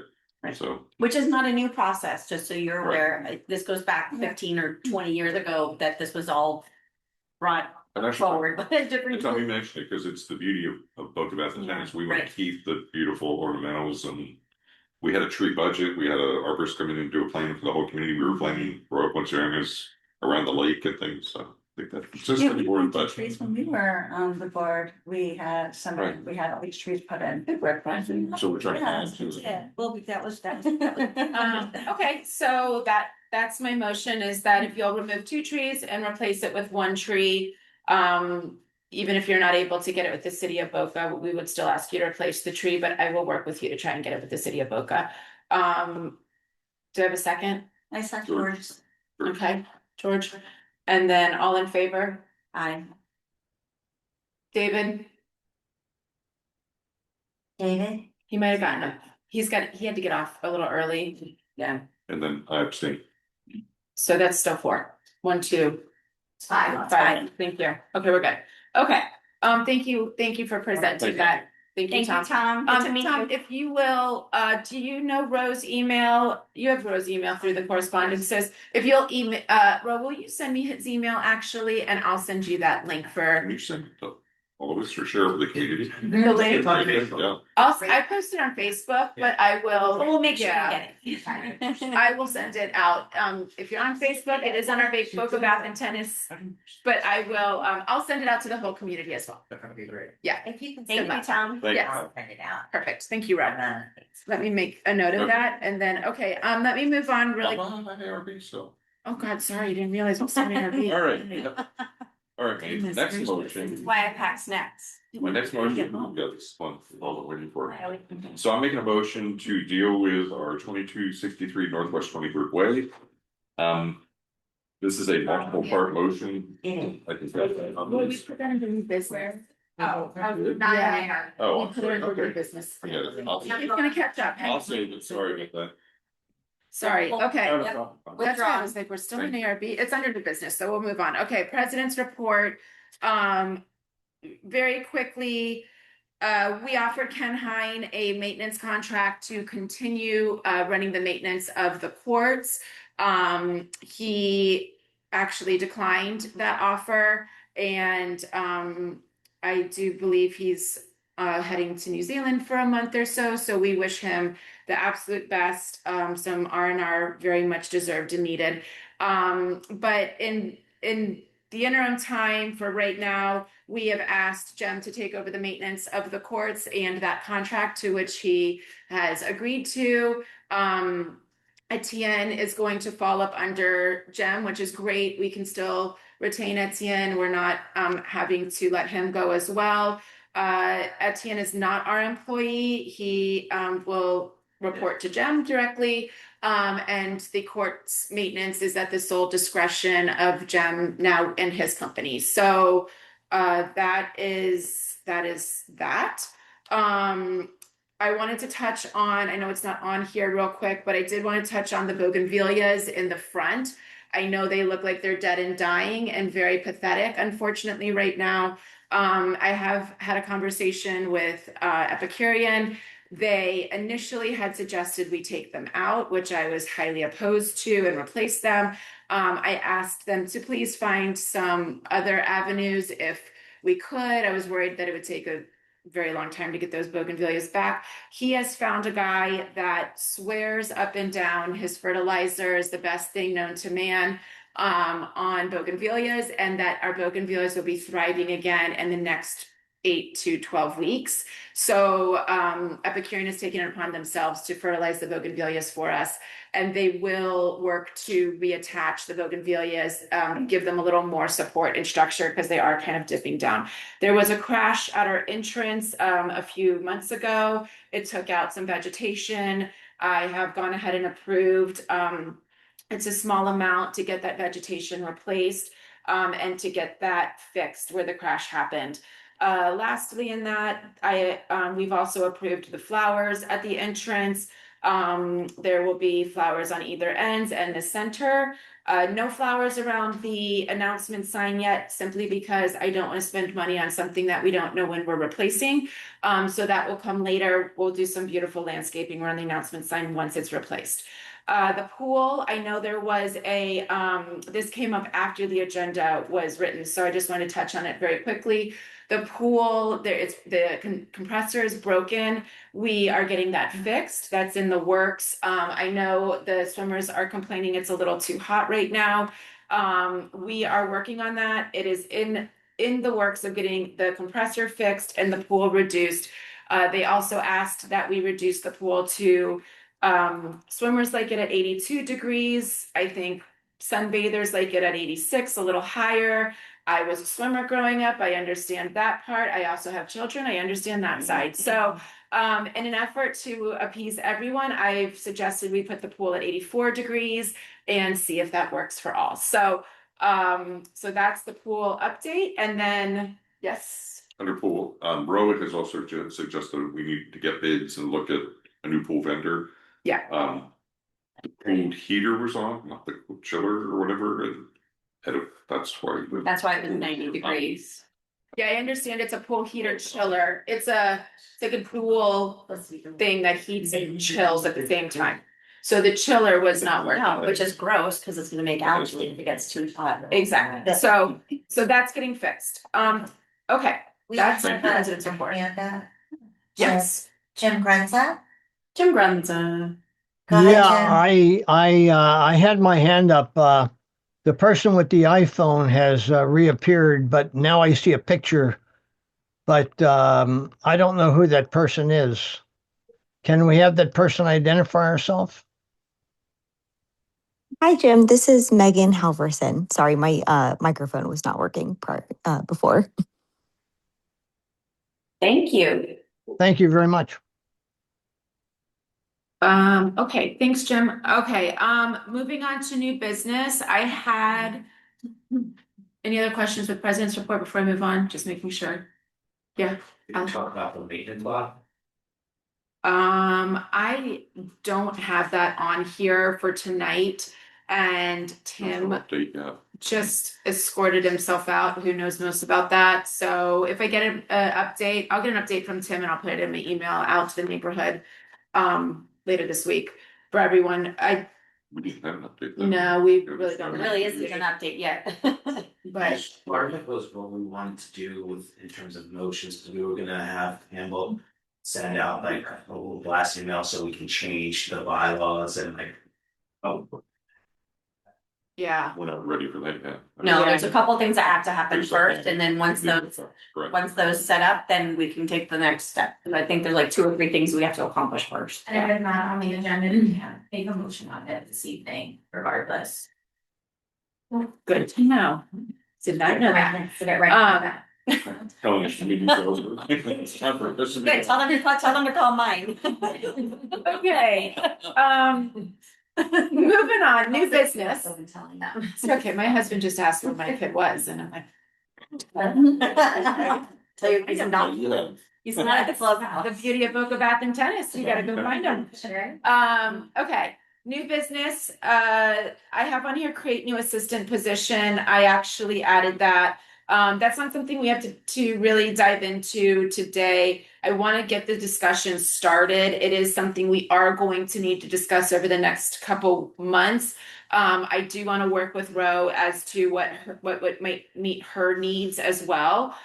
Flo's contract will begin to start dwindling on her time here and her compensation. I believe that starts in September. So we will want to talk about getting some assistance. I know Ro's doing a fantastic job of managing, but she has got a lot of moving parts going right now. And if we can help, even when I'm in there, like it's great to have Flo answering the phones so I can continue my discussion with Ro. Flo is able to, address residents that come in and have questions. She can direct them places. She gets up, and so there is a need for an assistant. We can discuss down the road hours, job description, compensation, things along those lines. But I do want to get that conversation started because it is going to approach and we're going to get there. And I want to make sure that we are ready for it when that happens. Flo is on an independent contractor contract, I guess, at this point. And so, her hours are really hers. She feels like she can accomplish the tasks in a couple hours, then that's on her. So I really want to make sure we are prepared for this when the time comes and there's a smooth transition. And we're not just dumping Ro with a bunch of new tasks on top of the many tasks she already has. So if no one has really anything to add to that right now, I'll go ahead and move on. If you have something to add, you're welcome to add to that. I would just say, again, corporate America says you write a job description first and then you assign the number of hours for each task. Road doesn't, unsadly, doesn't really have delegation ability at this moment. Right. We all know what that means. Mm-hmm. So yes, definitely. I think I'd say even now it's not too early to start writing all the things if you could delegate, what would that be? Where you as a leader and manager, if you operate director, then delegate things and answer the phones is that.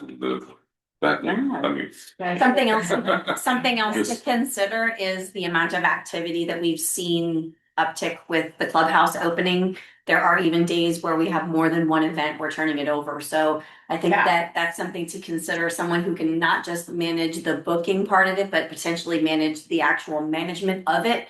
Because right now, no one's really here to manage any of the events. And when I say manage, I don't mean like babysit the event, but just make sure that they arrive at the time they say that, all of the different parts of it, you know what I mean? So also I think an assistant not only for Ro would be helpful, but Jem could also use some help too, photocopies, keeping up maybe if there's some issues with play-by-point. So I'm again social, we're dealing with not having a lot of help social committees. So there is definitely a need for this position. And I agree, Mark, we need to kind of start Jem, you can start putting some ideas on the plate as to what you could use. I know I know you ask Flo for photocopies and stuff like that from time to time. So that would be really helpful. Again, I wanted to start the discussion. It's not something we have to address right now, but it is a discussion that needs to be had within the next, I'd say, month or two to really make sure we are in position to move when we need to move on that.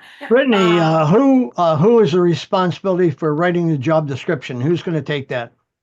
So Jim, I think what's going to probably happen is I'll get with Ro, I'll get with Jem. I mean, I can write the social job description of it. At this point, I think we can all kind of come together and figure out what is needed around here more than anything. There's help is needed. And the clubhouse is booming, it's thriving, there's a lot of events. And so I think the job description is really going to entail what happens over the next few months. Yeah, I think that's critical because the job description is going to determine compensation. So I think that's the first step, and I agree with you. Let's get something started now. But I think that, as Mark said, the first step is getting a job description. So I'd like to see something within the next month or so. I agree, Jim. I agree with you on that 100%. Ro, I haven't gotten there yet, but she is fantastic in the way of, I'd asked her for like to help me with a maintenance schedule, and like 2 days later I had this very detailed graph, which is like amazing. I need her to come organize my family life. So my children's schedule. So she's very good about putting pen to paper and getting us a very detailed, accurate description. Again, I think we can always start small. It doesn't have to be a full-time position, and then increase hours as needed on an as-need basis. But the position is definitely needed for all of our employees that we have. Well, not employees, but all of our vendors and contractors. So, but yes, we will get the job description. I know that's very important, and I agree. I think that's something that does need to be had. Yeah, it's also on the agenda, by the way, that you're looking for a maintenance person. So I think as long as you're doing this one, let's get a job description for the maintenance person. Yeah. Okay, and start that now also. And by the way, in light of the fact that I think Mark has, made the comments about we probably won't know until probably June or so where we stand financially. So I don't think we can really, in light of the fact that, by the way, the audit report says that we were $25,000, okay, in the at a loss, whereas Hawkeye was saying we had $47,000 net income. We had a net loss, okay, according to GRG. So yeah. So we really got to make sure before we start spending money, we have money in the budget to cover these things that you want to add. I absolutely 100% agree with you. I think Mark's due diligence has also helped us, especially with the insurance. We've got revenue coming in from clubhouse rentals. We've got tennis revenue now coming in. We're working on other revenue forms and product sales. So I think I do agree with you, and I have assured you we are not going to continue on the path of spending until we do get these financials under wraps. So other than what has already been approved. So that's why I'm not making a motion tonight to do this. I just want to get this and the maintenance on the agenda. I think it's something we need to start addressing now. Get these concerns out and get these concerns rolling, so that way when we do go to make the motion, we do know what we're making. So by the way, one last comment. I noticed that we skipped over Padel and the basketball court. Are you coming back to that? No, Tim gave that update. We moved it up under Community Improvement Committee because it really is up underneath the Community Improvement Committee. Tim gave that update when he talked about the environmental permits, them having to jump us through hoops. We've gotten past all that. We've got the verbiage in place now. We talked about having the pavement cure. We talked about adding fences and cameras. I don't know if you missed that part, but we've had a pretty lengthy discussion on that. Yeah, can I ask a question on the Padel basketball court? Yeah, can you give me I kind of want to get through new business and then can we come back to that? Um, Jim, let me come back to that if you don't mind once, yeah, right before we close out, I'm gonna make a note to come back to that because I just want to get through new business and old business real quick and then we can circle back if that's okay with you. Yep. Great, thanks. Okay, I'm gonna pass along guardhouse repairs to Mark because he's been instrumental in getting that started in row, so I'll let them take that. Yeah. So I strolled through the guardhouse, I did it last time I was president and fixed everything that was wrong there. And it's in horrible condition. It's the worst it's ever been. There's drywall missing, there's mold, there's a pedestal stink that don't have storage. So my motion, and it's gonna be, I'm making a motion, but it's gonna be under $5,000, but I still want to make a motion, get it on record. Making a motion to repair the guardhouse. Repairs to include drywall, molding, paint, sink vanity, mirror, vents, and any other items found while these repairs are being made. Cost estimate not to exceed $4,000. Because we don't have a handyman that can do this for us, I've asked Roe to just have the Campbell people. There's got to be somebody over there that can do drywall, can do paint. I'm concerned about that number being low. Did we say 4,000? It's not going to be much. Trust me, I'm going to supervise it, so it won't be more than I agree with Brittany. My project scope right now. I'm just saying, I think we should say not to exceed. I think we should bring that up a little. 5,000. Yeah, why don't we say not to exceed that? Yeah. That $60,000 quote will be the best $125,000 you ever spent. I was Right. gonna not have staff to come do like general construction work. Okay. So you'll So have we'll to get somebody. find a vendor to come Yeah. and do the. Okay. I've met with 2 vendors. Right, I know you can. Yeah, but getting proposals. Pick any of the ones that are in my house right now. Anyone. Such small jobs. Like I pulled the defibrillator because it's like, when's the last time somebody looked at the defibrillator to see if it works? Perfect. So it does work, but we still Will need to you have the fire give department. So there's just, number 2 row? Yeah. it's a mess. Mark, just a part 2 to this, now that we're realizing that it was in such disarray for so long. Once that gets completed, I think it would be relevant for us to create some form of just a regular, like, I don't know, just a checklist maybe to make sure certain things are. I'm not saying that you're not doing it. I figured you already are, Ro. You're so good at all this, To but show we're economical, we've recycled a refrigerator from here to replace the rusted frozen refrigerator. Just, I bought a is that the same tablecloth refrigerator that to put just in keeps there. moving around? So it's just like, Kristen's favorite I'm refrigerator. like, I'm beside myself right now. if you get a chance, take a look what's there. Okay. And we're borrowing the I'm so angry about it. I have the energy to pick it up over my head and throw it outside. We have the Brittany leftover moldy, we have, I'm gonna scavenge and stuff. Well, let me just tell you, I have. Ate the grass. Do we know the square footage of the footprint of the clubhouse, by the way, of what may need flooring? I'm sorry, the guardhouse, yes, thank you. Because I have some extra flooring that may be useful, that I'd be willing to sell it. I was gonna replace one, this isn't like decorator plus, this is just, it's deplorable, I mean, it's disgusting to walk in there and. All right, we don't have to be landed. We had a framed mirror, the framed mirror disappeared, and now there's just a flat piece of mirror, it's really long. But I'm just like, We have a lot of this stuff. I would make your motion I'm just gonna drive not around on to. Friday and pick up Pick something. up Yeah. It's all nice stuff. George, this is in your files. I see the Sarah's house open up basketball. Yeah. There's a lot of stuff. There's no more at Maybe mine. the garage. There is a lot out there. No more, So no that's a Band-Aids. motion. No more Band-Aids Well, on change it to broken legs. All right, not to exceed $5,000. Okay, that sounds good to me. I'll second that. Yes. Any other? All in favor? Aye. And David's jumped off, so we're gonna say. All right, perfect. Okay, you're next two on. All right, the big motion for why I got back on the board. No. All right, so I'm making a motion for 2263, motion, order a perimeter survey to cross Mountain exceed 1,000. Somebody said, people said that was already approved. Maybe not. I'll get it taken care of. All right.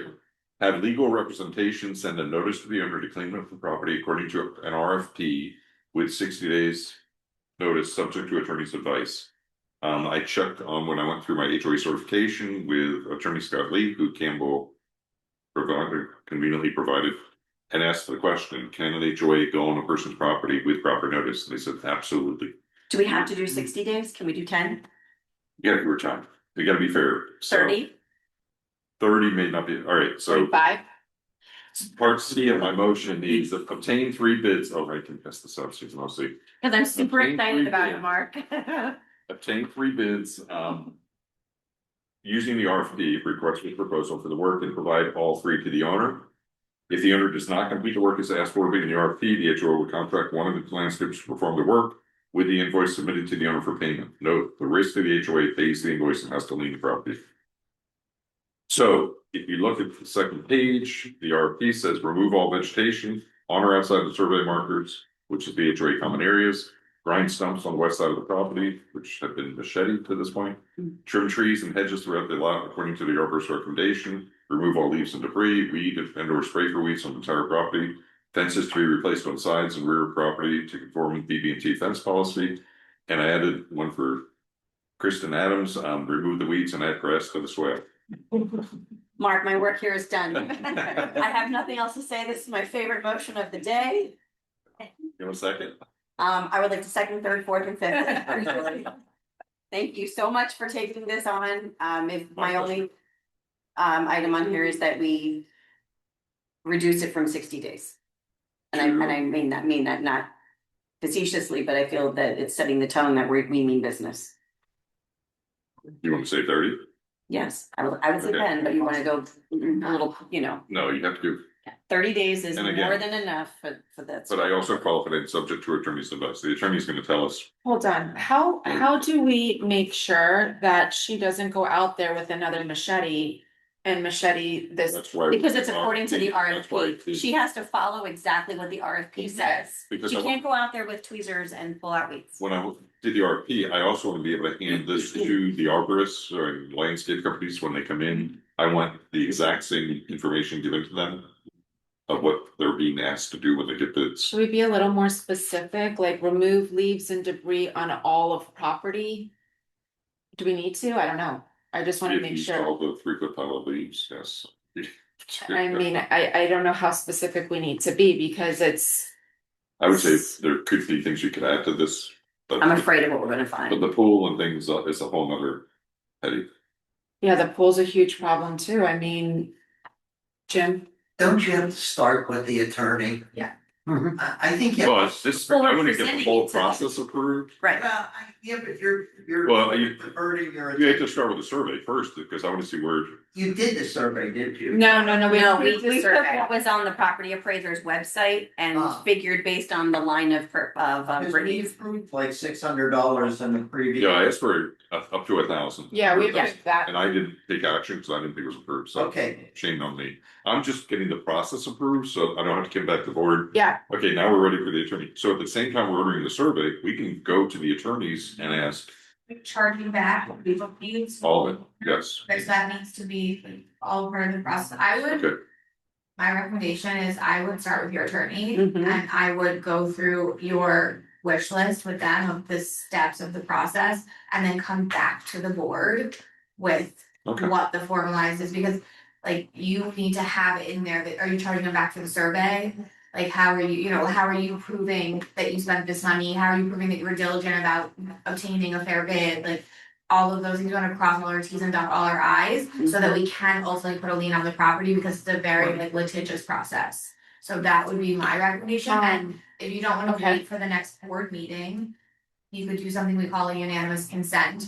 So if you wanna go talk to the attorney, cross all your T's, dot all your I's, put together the formalized process that you're gonna follow, Bro can send Okay. around a document we call unanimous consent, which is, I have a template, other attorneys can give you a template, it's a legal document, and as long as all board members unanimously agree, then it passes, it's legal outside of a board meeting, and then you will ratify that decision at your next board meeting, which you can move forward. Perfect. Great. I love this because I think it's important we speak with the attorney also, because we would really struggle with enforcement if we don't have everything done correctly.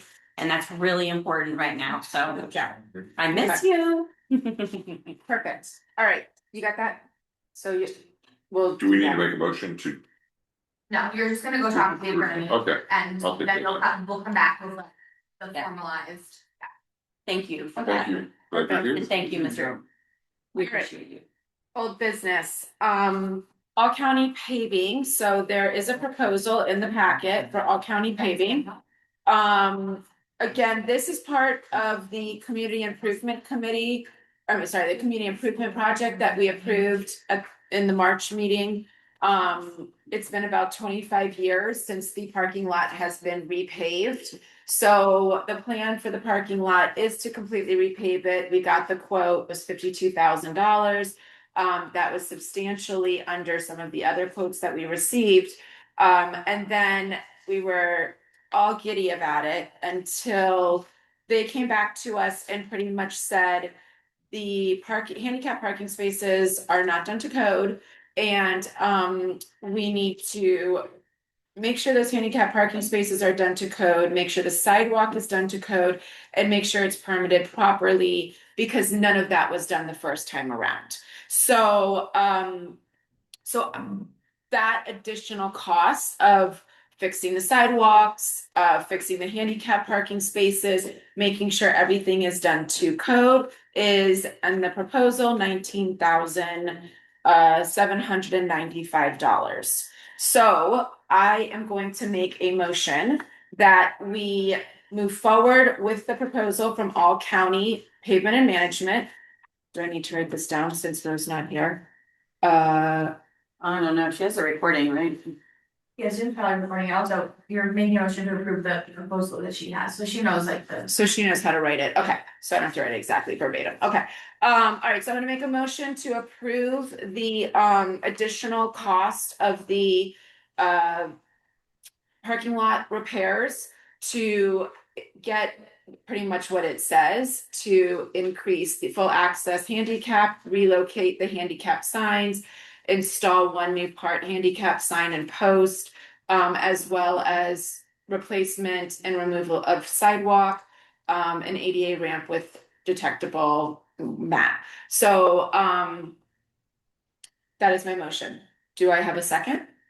Second. Quick discussion. So right now, for everybody's benefit, we only have one handicap, and it's on the far side facing the basketball court, near the basketball court. It is not in front of the building. We need three. Correct? Four. We need four total based on the amount of spaces that we have, I think. That's We what do? Tim said. Does it change when your No. billboards come into effect? No, they need it closer to the building. It's not. Actually, if you look at this map, I might have told you that, Mark, but if you look at this map, it looks like they are able to keep the handicap stalls in the same location and move the side and add the sidewalk to that side. Unfortunately, the sidewalk is, which would keep our costs down. This, I think I had initially told you they needed to move it here. Right. But they are allowing us to keep it at its current location and replacing that sidewalk. I think this is two, not three. we only need two. I think we currently have. One sign. We have one spot, but if you have 50 parking spaces, requires 4 handicap. There's two out there. There's at least two out there. Yeah, two. We can go out for a But one was done without a permit. It was just Either way, somebody it's just put not, a they're not post out. permitted. Right. So Either way. So the scope of work includes concrete sidewalk removal and replace in 2 separate locations, 735 square feet. ADA ramp with detectable warning mat, additional striping, which is what is part of the non-permitted issue that we're dealing with right now. 1 handicap full access stall, relocate handicap sign, maybe that's where I miscommunicated. Install new 1 part handicap sign and post. So that's the addition, is this install new So we're 1. losing 2 spaces. And they can hold up. Just parking it up. I think we're. No, we have to add. No, we have to add handicap spaces. We're under capita based on the spaces that we They're not have. compliant. They're Right. not the 3 feet on each side and all that good Right. stuff. So we're gonna lose some other space, which Correct. we have to. Yeah. Yes. So, unfortunately, this is not something we really have a choice on. And it's extremely important that we make sure we move forward with this. So, yeah. I'm sorry, are we in discussion? Yeah. Here's a couple of points. first of all, we have incomplete paving around the side by the bathrooms, which I think that you wonder why we would continue the paving out in front of the clubhouse, so that. You mean here? Yeah, So we're actually redoing that, those are gonna be new pavers within the next couple of weeks. the same paper. The same Yes. pavers, we're extending it all the way out. Okay, Correct. so then from the gate, from the side, the new sidewalk that you're putting in, wouldn't you put pavers over that as well? It actually is not a new sidewalk. We have to redo the current existing sidewalk because it's not compliant right now and it's not, it's cracked and it's not in a good condition. Right. So it's, actually, we're very held to a standard when it comes to this kind of stuff that is not dictated by us by any means. It's dictated by the city of Boca and state compliance code. So this is it's not really like a decision we have. Paving is, as long as you do proper paving, you could repave it. I'm just saying the clubhouse would look better if the paving, if the stone pavers were out in front as well. And just a suggestion. And secondly, I just want to make sure I understand your suggestion. So you're suggesting stone pavers, these stone pavers gray tiles in the front. across the front, you're gonna redo the sidewalk, means you're gonna demolish the sidewalk. You're gonna have to pour concrete again structurally, and you just finish it with the same tiles that you have outside. Sure. We would have to look into that. I don't know if they'd be compliant, if it doesn't have to. It's not actually, It's not in the clubhouse. it's not in front of the clubhouse. It's actually over here under. No, I'm talking about over there, all the ways across. I understand. What I'm trying to explain to you is that it has to be wheelchair accessible and it has to be ADA compliant, which these pavers are more than likely not ADA compliant or wheelchair accessible. So that's The point is. where our hands are tied. The point is, the other thing that's missing is the curb. They quoted something without a curb, just 200 feet in front. The reason why the sidewalk is cracked is because people drive up onto the sidewalk with their trucks and they park on the corner of the thing and it cracks it. So we could replace the whole thing again and we could have the same cracked sidewalk tomorrow unless you put a D curve in front, pour a D curve so that when they back up into it, they can't get up onto the sidewalk. If you do cheap, which is just the finished concrete, then that's one thing. I'm confused as to what you mean that there's no curb. So so I know exactly what he means. It runs from asphalt to sidewalk. There's nothing dividing. I get it. Okay. You said so the curb. Right. It's like a 4 Well, there's a curb out front here. There is No, there's no. Here, there's no curb out front. It's like a 1-inch lip, No. 2-inch lip. close the sidewalk down. Yeah. Oh, yeah. He's totally, yeah. Thank you. So all my point only is two things, which is why you should consider being, you spend the money to put a nice finish on the top of it, which is ADA compliant, obviously. And then the second thing is you have to put a D curve in front of it, otherwise they're just gonna destroy whatever you're gonna build.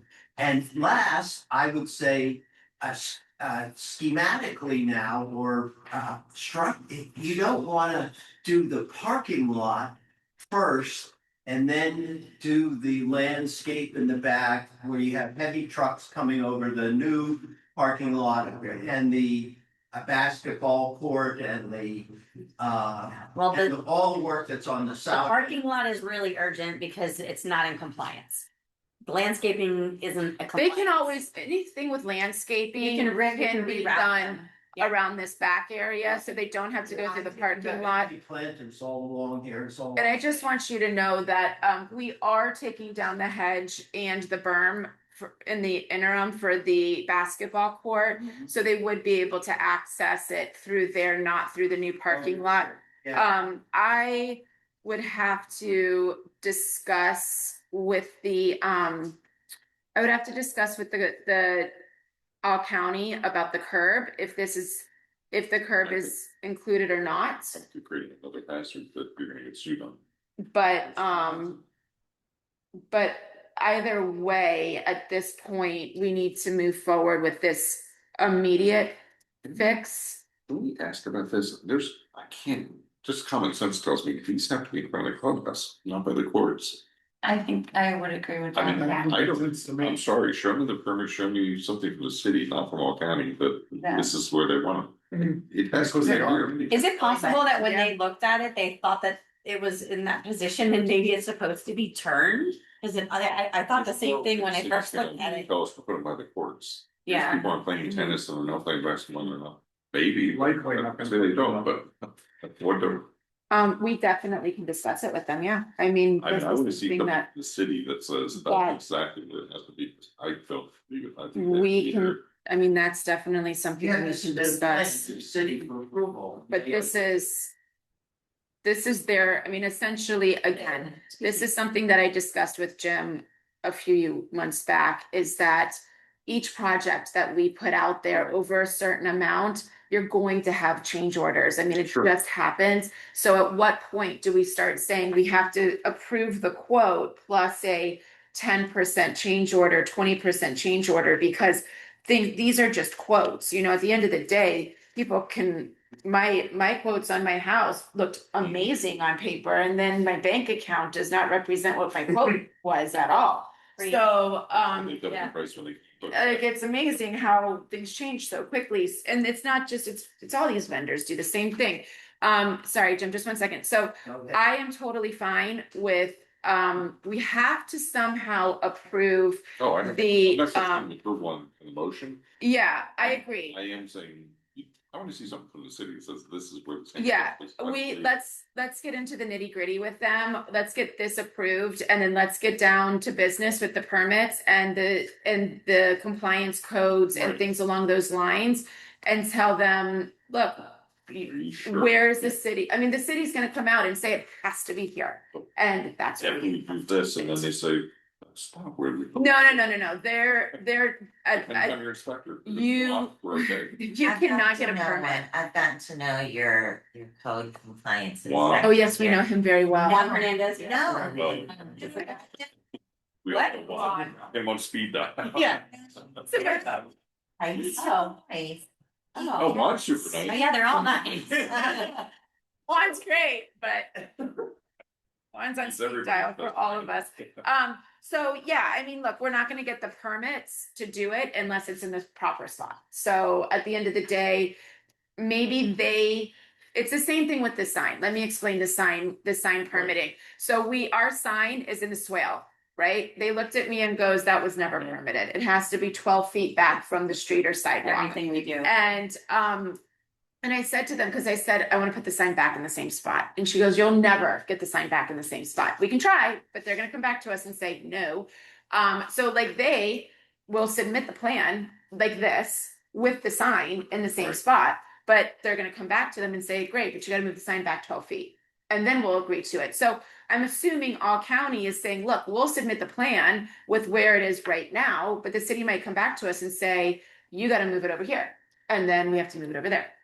So I think that's sort of where they're going with all of this. This is all county's suggestion and plan. Yes, this is their It's not quote. even reviewed with the city yet. No, we can't. And so we have a signed Okay. contract with them, which we don't have because we are over budget on it. So, so that's why we can't even Have go they do website, I'm putting bets. through. It's a college degree required to work in the permitting office. It's a college degree to work with the permitting people.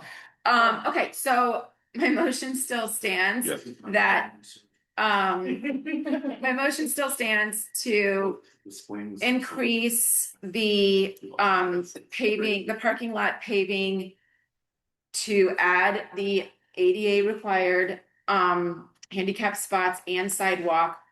I'm going to just, I mean, we can put $19,795, but Not to exceed, Not to we should exceed. add a not to exceed. yeah, I would add a little bit to it, because if they come back and say we have to move it, They inevitably will. gotta move it. So let's say not to exceed $22,000. And we can visit the curb discussion in that as But well, they're gonna- Absolutely. because that's Still says triple. It would still not be a tremendous add-on. What I can assure everyone this go around is that it will be done to code properly and permitted by the city of Boca. So whatever they tell us and dictate to us is exactly how we're going to do it. So okay. I don't know who seconded me, but can you please second me? I think I did. Yeah. That's a non-issue. All in favor? Aye. Aye. Okay. Perfect. Motion passes. All right. This this was Mark, I think something you wanted to add on here, the Yeah. compensation to Jem for Brad. It's a point of clarification more than an approval. So in the budget, there was money set aside for Brad. When someone from the prior board approached Brad about signing the contract, which was the original motion, we had allocated $20,000 for 20 hours a week. And Brad chose not to sign a contract, and he did not want to set up an LLC and do all the individual tax filing and things that comes with that. So Brad chose to work under Gem's LLC. So all we're doing is taking the same $20,000. Dollars don't change. It'll be paid to Gem and has been paid to Gem to this point. So it's just point of clarification. It's not a motion. The dollars are the same. It's just to inform everyone and get it on record that we are now paying Gem's LLC to pay Brad. Perfect. Sure. All right, maintenance person for Clubhouse. I can go through this really quickly. So the deal that we've worked out with Jem is that he will lend Etienne to us for an hour and a half a day. The Clubhouse requires maintenance, and not when I say maintenance, I don't mean fixing things and handyman maintenance. It requires garbage cans to be changed out. It requires bathrooms to be picked up and cleaned. It requires stalls to be replaced with toilet paper, doggy bags to be replaced. I could go through the list over and over, but thanks to Ro, we have this really great chart of maintenance checklist that she's created. Ro, I did want to ask one point of clarification. Is this the checklist specifically for Etienne or these are our needs? Our needs. Okay. Yeah. So I would say as I think Etienne is a great guy, and I really have enjoyed working with him, and I really do like him, but his skill level stops at a certain point, which we need to advance past that when it comes to maintenance of the clubhouse. So things that are very simple are great for him, like rearranging the pool patio furniture, fixing up the cabana, straightening up, the chairs, like bringing in these chairs, bringing them out after the meetings. Things like that are great. Bathroom stuff is great. But when it comes to things, restocking paper products, blowing off leaves, that's all stuff he can do if he actually does it. So an issue that we have, and I've addressed it with Jem, and he's working on addressing with Etienne, is that he has not been coming to CRO.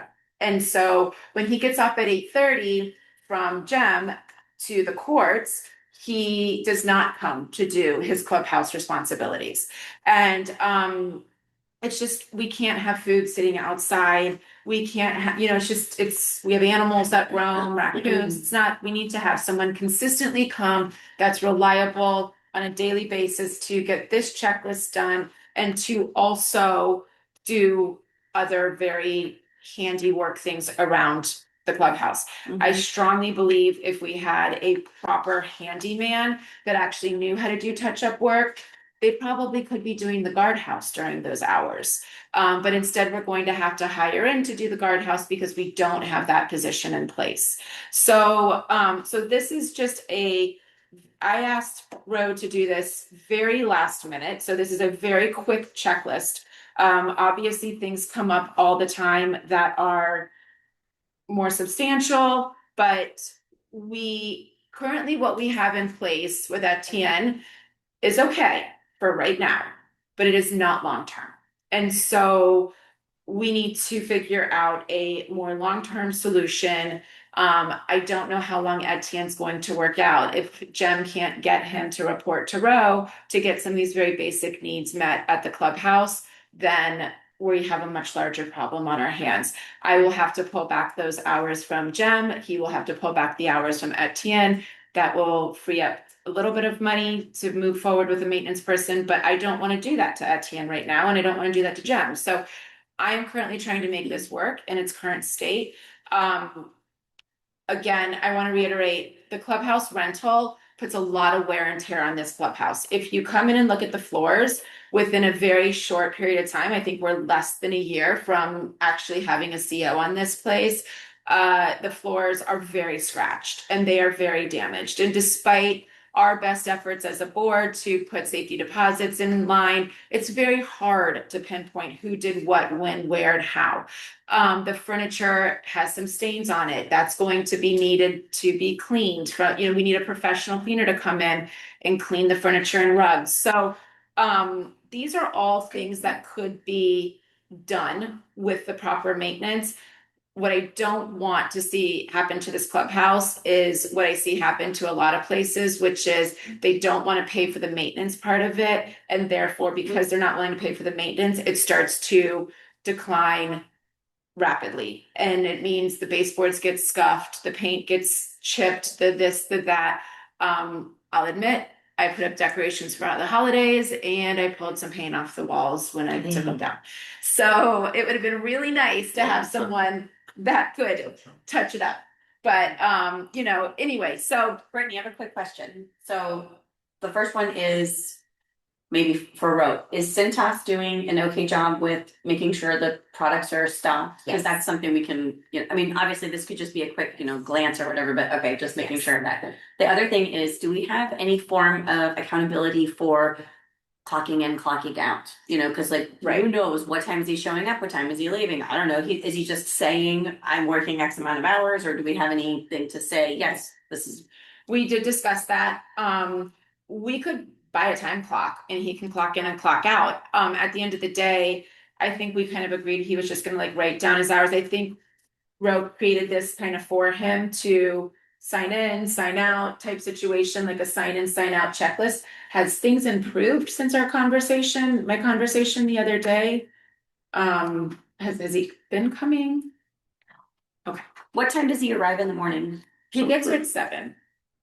But he's all about the tennis courts, you know? Yeah. And Well, I just want to be sure that, I'm not trying to nitpick, but I do want to make sure that we're maximizing his time. And that's one of the first things that I always look at is, are you showing up on time to do, if you're given X amount of time to do it, are we making sure he's here? Jen is very pleased with his performance. All right, that's good enough for me, for that part. Yeah. Yes, sir. It just seems that we're asking tennis people to clean the clubhouse, and it just doesn't sound right to me. I think you need somebody to take care of the clubhouse, a dedicated person, and that's probably not the same guy who sweeps the tennis court. Well, I've been saying that for quite some time, but I have received some pushback, and this was our way of trying to save, is trying to utilize what we currently have. And so I've been you can go back on the record, and I've been asking for a part-time maintenance person for the clubhouse for a couple months now, but I want, we could use someone a lot less if Etienne steps up and does some of these very basic tasks. I also don't want to lose Etienne on the courts, right? That's another issue we have to tread. Yeah. Etienne is employed by Jen. Yes. Which means he is not insured under your insurance policy, nor is he protected under Campbell's. So I think you need to be very careful on what sort of tasks you're giving him, because should he get on a step ladder to touch up some paint and fall off that step ladder, that's a really big issue for the association. Yeah. So that's a good consideration. But this is why we need to allow an employee that's not yours, Mhm. right? Because you guys don't directly, Boca back from tennis doesn't directly employ him either. Right. So you don't carry that insurance either. Mm-mm. So I sort of agree that he should I understand it's a much larger cost to the association, but I think that, as we come into at least what I call budget season, right, which is June, we're gonna start to look at your numbers and we're gonna put our budget together and forecast out and look to next year.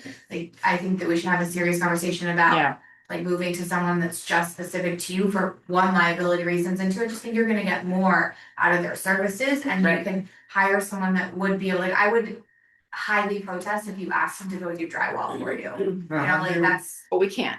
Right, no, and those are very valid. Have you thought about subcontracting somebody to come in on a as needed basis, once or twice a month, who covers their own insurance for handyman work, that is specifically? I have spoken to a couple people for that. Okay, it's an interim option perhaps, but And we did increase the clubhouse rental fee, George, so that after every event, it's built into the rental fee that the cleaning company automatically comes out and everything is always ready for whatever next event, especially when we started getting double bookings in a single day. We realized we couldn't do what we were doing before, so we did make that adjustment, yeah. So two things come into play, because I was talking to Jim about the hours and things. So Etienne's here 7 days a week because he has to prepare the courts. We're paying $20 an hour, it's 35 hours. So there's 5 hours, that's the hour and a half or so that we were asking for 5 days a week. The challenge is, I've learned from Jen that Etienne works a second job at a gas station. So we are not his sole source of income. The monies that we've been paying, yes, he's trainable at doing apparently a good job with tennis courts. We also wrote even through a name out there and said, hey, can we go to other associations within Campbell's management? And she put a word out saying, does anybody else have anybody that maybe we could share somebody and create a part-time or a full-time job? Well, we didn't have any takers. Oh. So darn, it was such a great idea. And back to Unrequested thing, and it's the hardest thing to share because the hours don't work, Right. and like Everyone needs them in the yeah, morning. most people have like full-time maintenance people, you know, it is like And my community like- is the number one thing that. And then to Jim's point, you know, we have projects, but it's not full-time work. We have Right. a bench we need assembled. It's 30 minutes, maybe an hour. So we don't have a full-time job. None of this is a full-time job. This is, a lot of us just look and see and point out the obvious. The light bulb's burned out, the toilet paper's empty.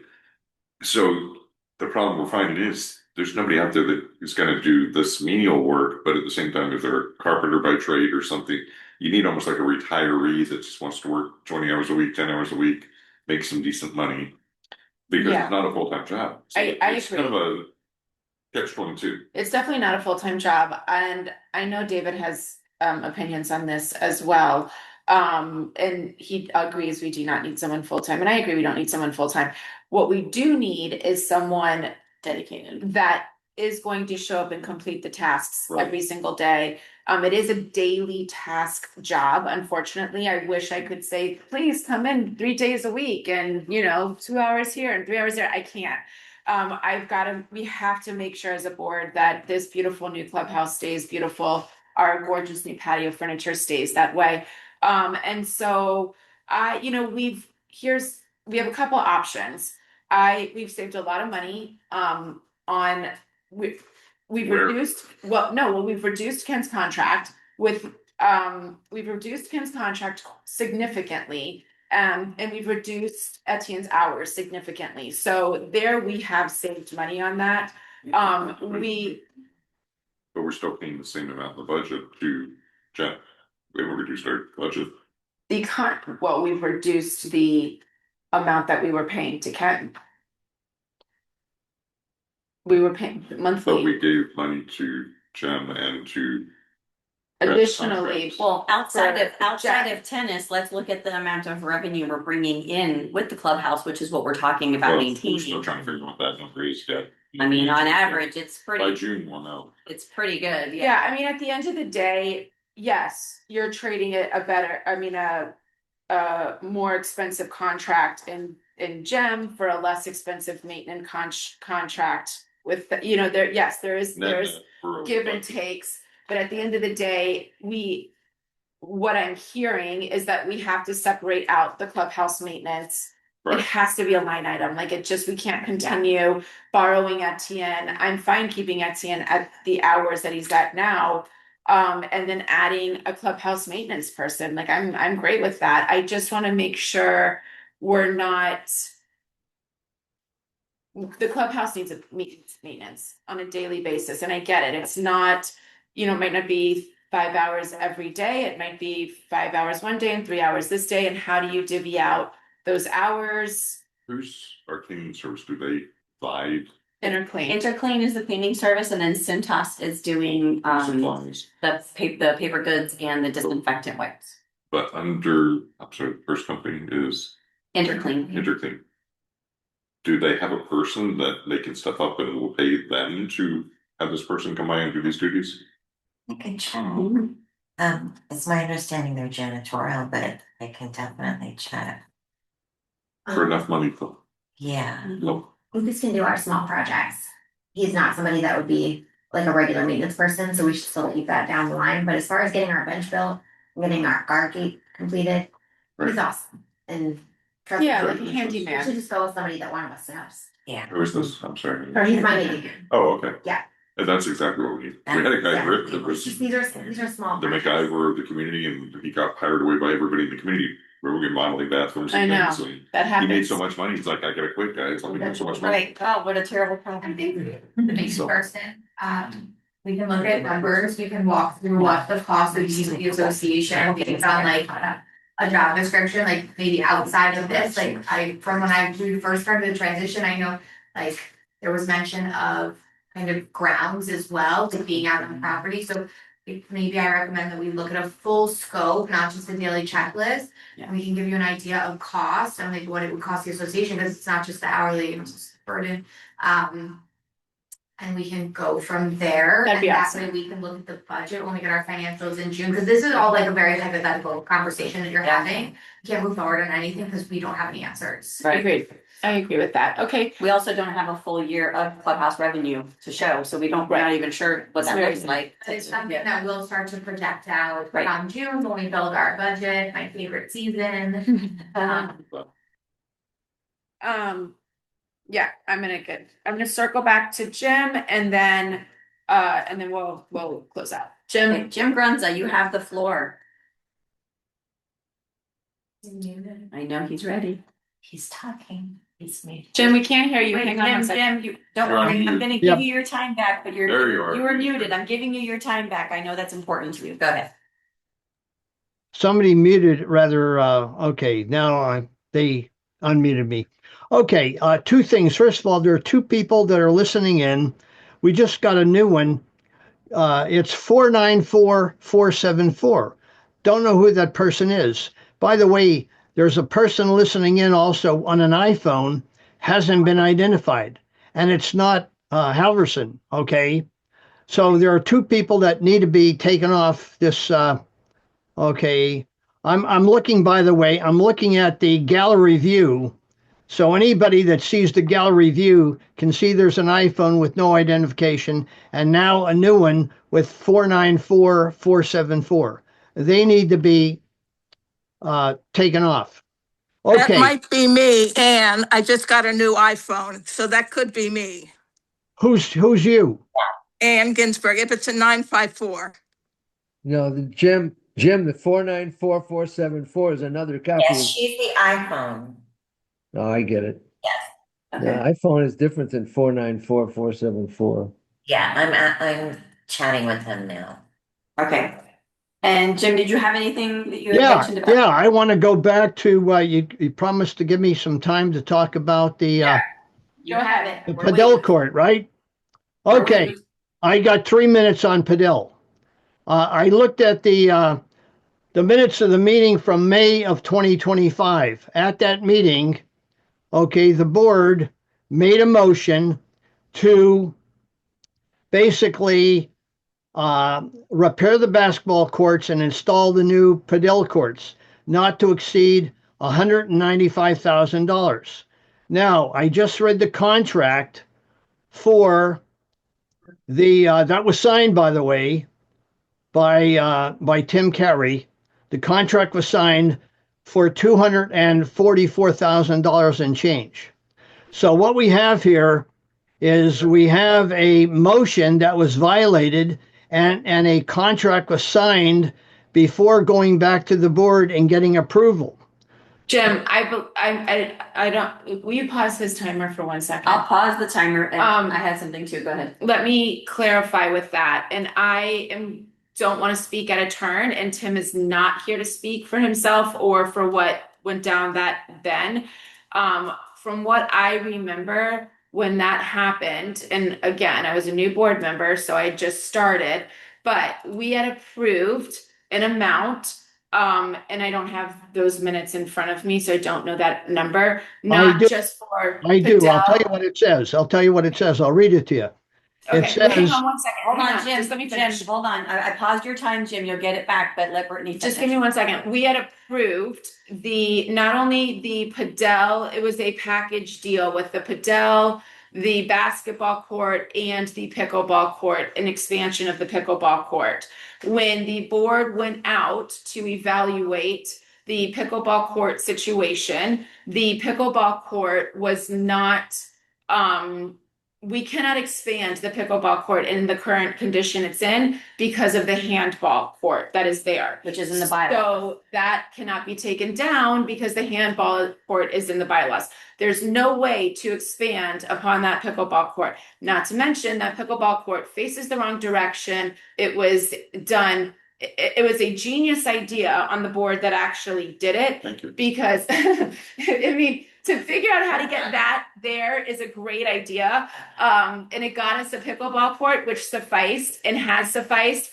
But I think one of our biggest complaints is that we have one pickleball court. And so at the time, it was a great idea, but we do want to expand upon it. And we cannot do that in the current state. Instead of, again, just putting a Band-Aid on a broken leg and saying, well, hey, let's just put a pickleball court here in the middle of the park over here where we could. We decided to halt the pickleball conversation, and then we moved forward with the padel and basketball conversation. If you remember, we had discussed multiple times the addition of the walls in the hurricane grade, and those were discussed at later dates and at later meetings. So I am more than happy to hash this out with you tonight, but I would prefer you not, throw this on us without me being able to have the facts for future meetings that transpired later in the year, that we also had these discussions multiple times with. Brittany, I'm just trying to give you the facts. I have the minutes in front of me. It says that you approved $195,000 for the basketball courts and padel. And by the way, there was another motion that says add 2 pickleball courts for $50,000, not to exceed that. What I'm telling you is that the board approved $195,000 for the basketball court and the padel court, and the contract has been signed for $244,000. So you have a deficit of what's been signed, versus what's been agreed to with the board. You cannot violate your own motion that it's not going to exceed. Frankly, if boards are going to make motions to say, let's go ahead and make a motion to do something not to exceed a certain amount, and then all of a sudden it is exceeded, what are you going to do about that? I mean, you got to find out, how are you going to pay if you agreed to spend 195, but now the true numbers come in at 244. And by the way, it should have been taken before the board, before the motion, rather before the contract was signed. And I know that Tim is not here to defend himself, but I'm just giving you the facts. I'm not making this stuff up. I'm giving you the facts. Hey, Jim, Mark, real quick. Have you looked at all the future? I know you attend literally every meeting.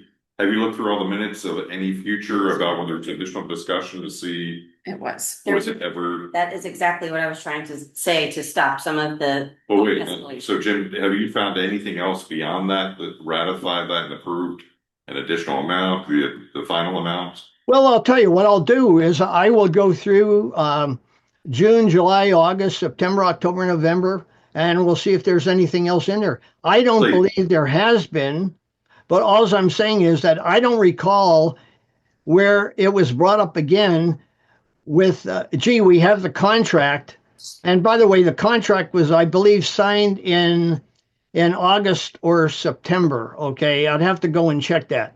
That's the contract that I just got from you this morning, Mark. So If you'll look, so if I you'll looked look at the time, Jim, that you found the original approval and go through October, you don't have to go through Yeah. December, but look at that time frame from go shortly after the contract was signed to see if something was ratified after the fact. Please, I know you're presenting the one picture, but we need the whole story, please, just to make sure. Okay? Yeah, I can certainly do that. But as I said, attending all those meetings, I don't ever recall this coming up again. All I remember was two proposals. The first motion was 195K, and then there was another motion for 50K for the pickleball courts. And now I get the contract this morning, and I looked at it and I says, wait a minute, this doesn't jive. We agreed to not exceed 195, and we already signed a contract for 244. We know we have a shortfall in funds. Jim, just like Tim gave a whole presentation on it earlier that you didn't recall happened either. However, I just want to point out that wasn't the only conversation that we had about this particular project. So as Mark mentioned, we're going to listen to what you stated. We agree. Before we accuse anyone of violating any of the motions that were made, we're going to do the due diligence on our part as a board and ensure that that is addressed, and we will circle back to you. Okay? Well, listen, all of you have been on the board, okay, except for George is new, and Mark is new. But I mean, don't you all, since you've been attending all the meetings, do any of you recall where a proposal was brought forward by Tim asking you to approve the additional amount of money before we signed the contract? We're not on trial, Jim. We're at a board meeting, and we've already said that we will gladly do the research to ensure that the information that you're bringing forward is addressed. Jim, I'm gonna say something Just like you to did you. with Tim discussing. From a personal standpoint, I want you to know that we are on the side of BBT. We are on the side of Boca Bath and Tennis. I'm on your side. You and I have had many personal conversations, and they've all ended very well. And I want to assure you that we have done many motions in the last year, and I am not going to sit here and lie to you that I remember every single minute of every single board meeting of every single motion that we've done. I don't remember all of them. So from that standpoint, I can't give you an answer to that right now. I do remember countless conversations post the initial motion and that initial meeting that was made regarding the walls and how we were going to do. I remember Jim Trenzo's very big concern about the fingers on the windows and who's going to clean that. That would tie back into the maintenance person. But at the end of the day, we did have significant conversations.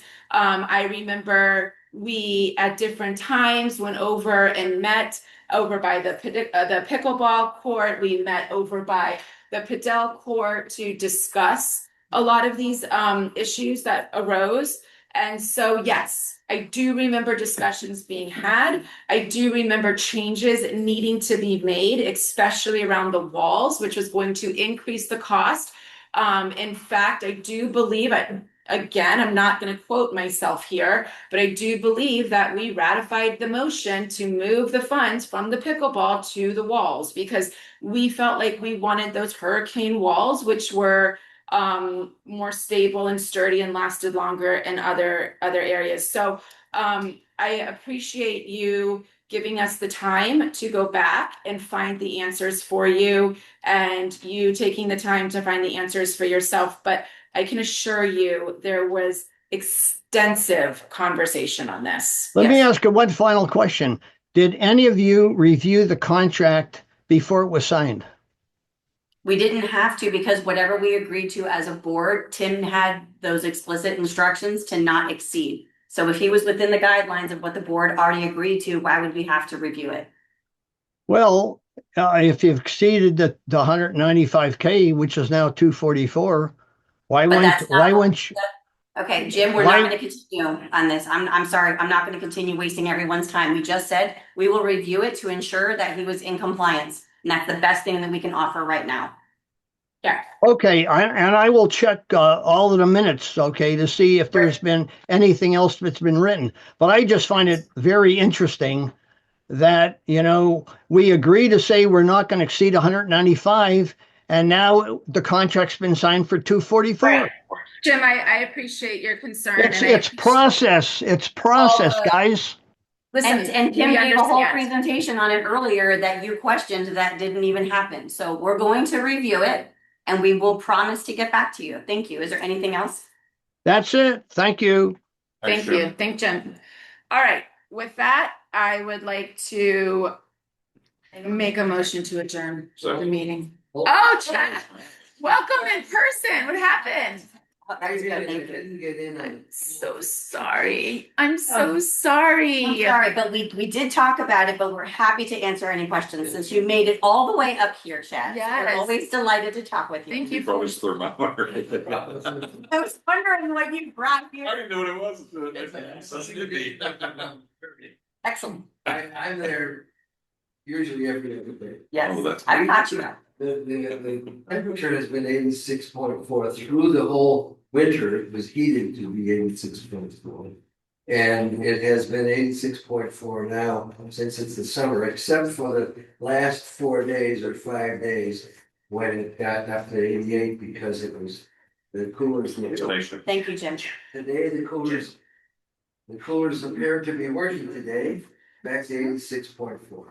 The reason I'm here is that the temperature is a big deal for a lot of people. And too cold makes it unenjoyable completely for a long period of time.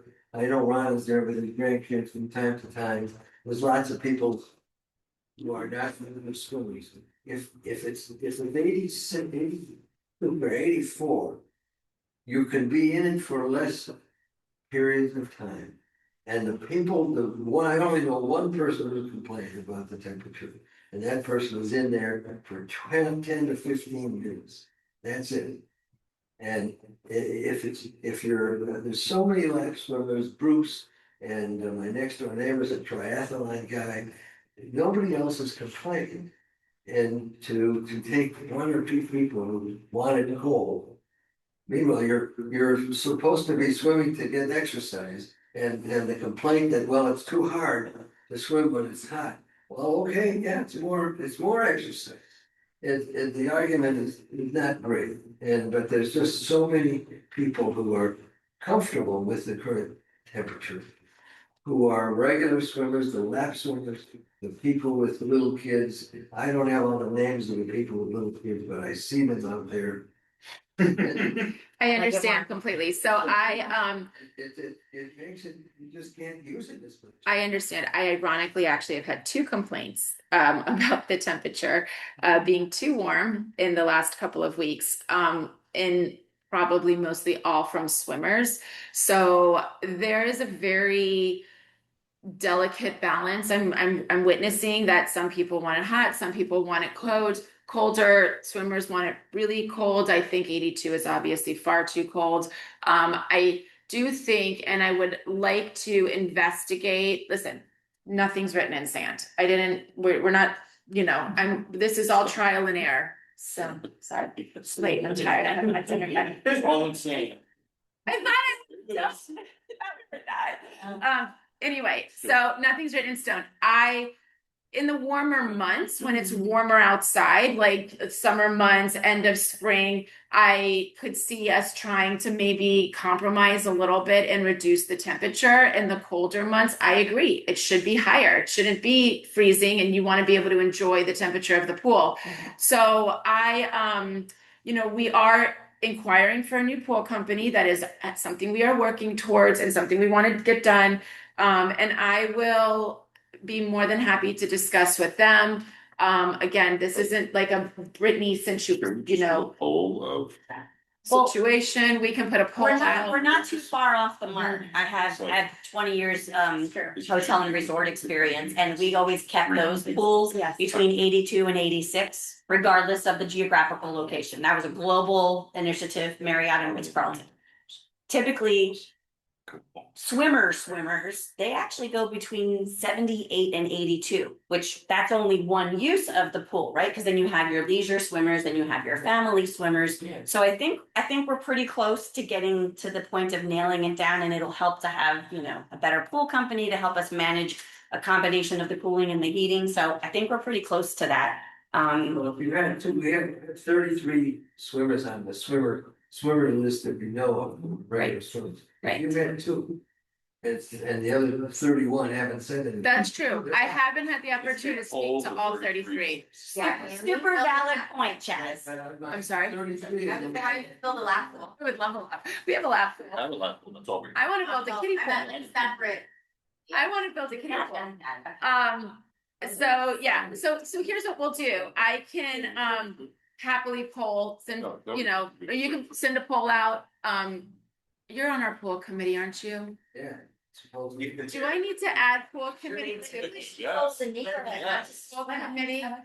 Yeah, we can send a neighborhood poll out. I'm happy to do that. And instead of listening to one or two people, I'm happy to, I also, like I said, I'm happy to try to reduce it. If I get a ton of complaints, it's gonna go back up. So this wasn't something that I really had given like more thought than the actual 2 degrees that the change was occurring. So And out west, Seven Bridges, they have a dedicated lap pool. And so. Yeah.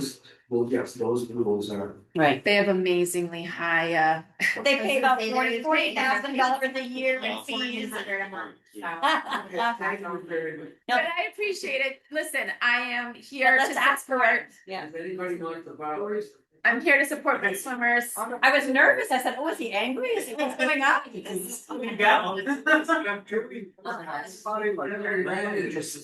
get a second? Oh yeah. Oh, yeah. Oh yeah. Yes. Yes. Yeah, but, cause. All in favor to adjourn? Everyone in favor to adjourn? All in favor to adjourn? Oh. Maybe you're gonna go home. All right. Thanks, bro. Yeah, so. I got you, girl. I got you, Chaz.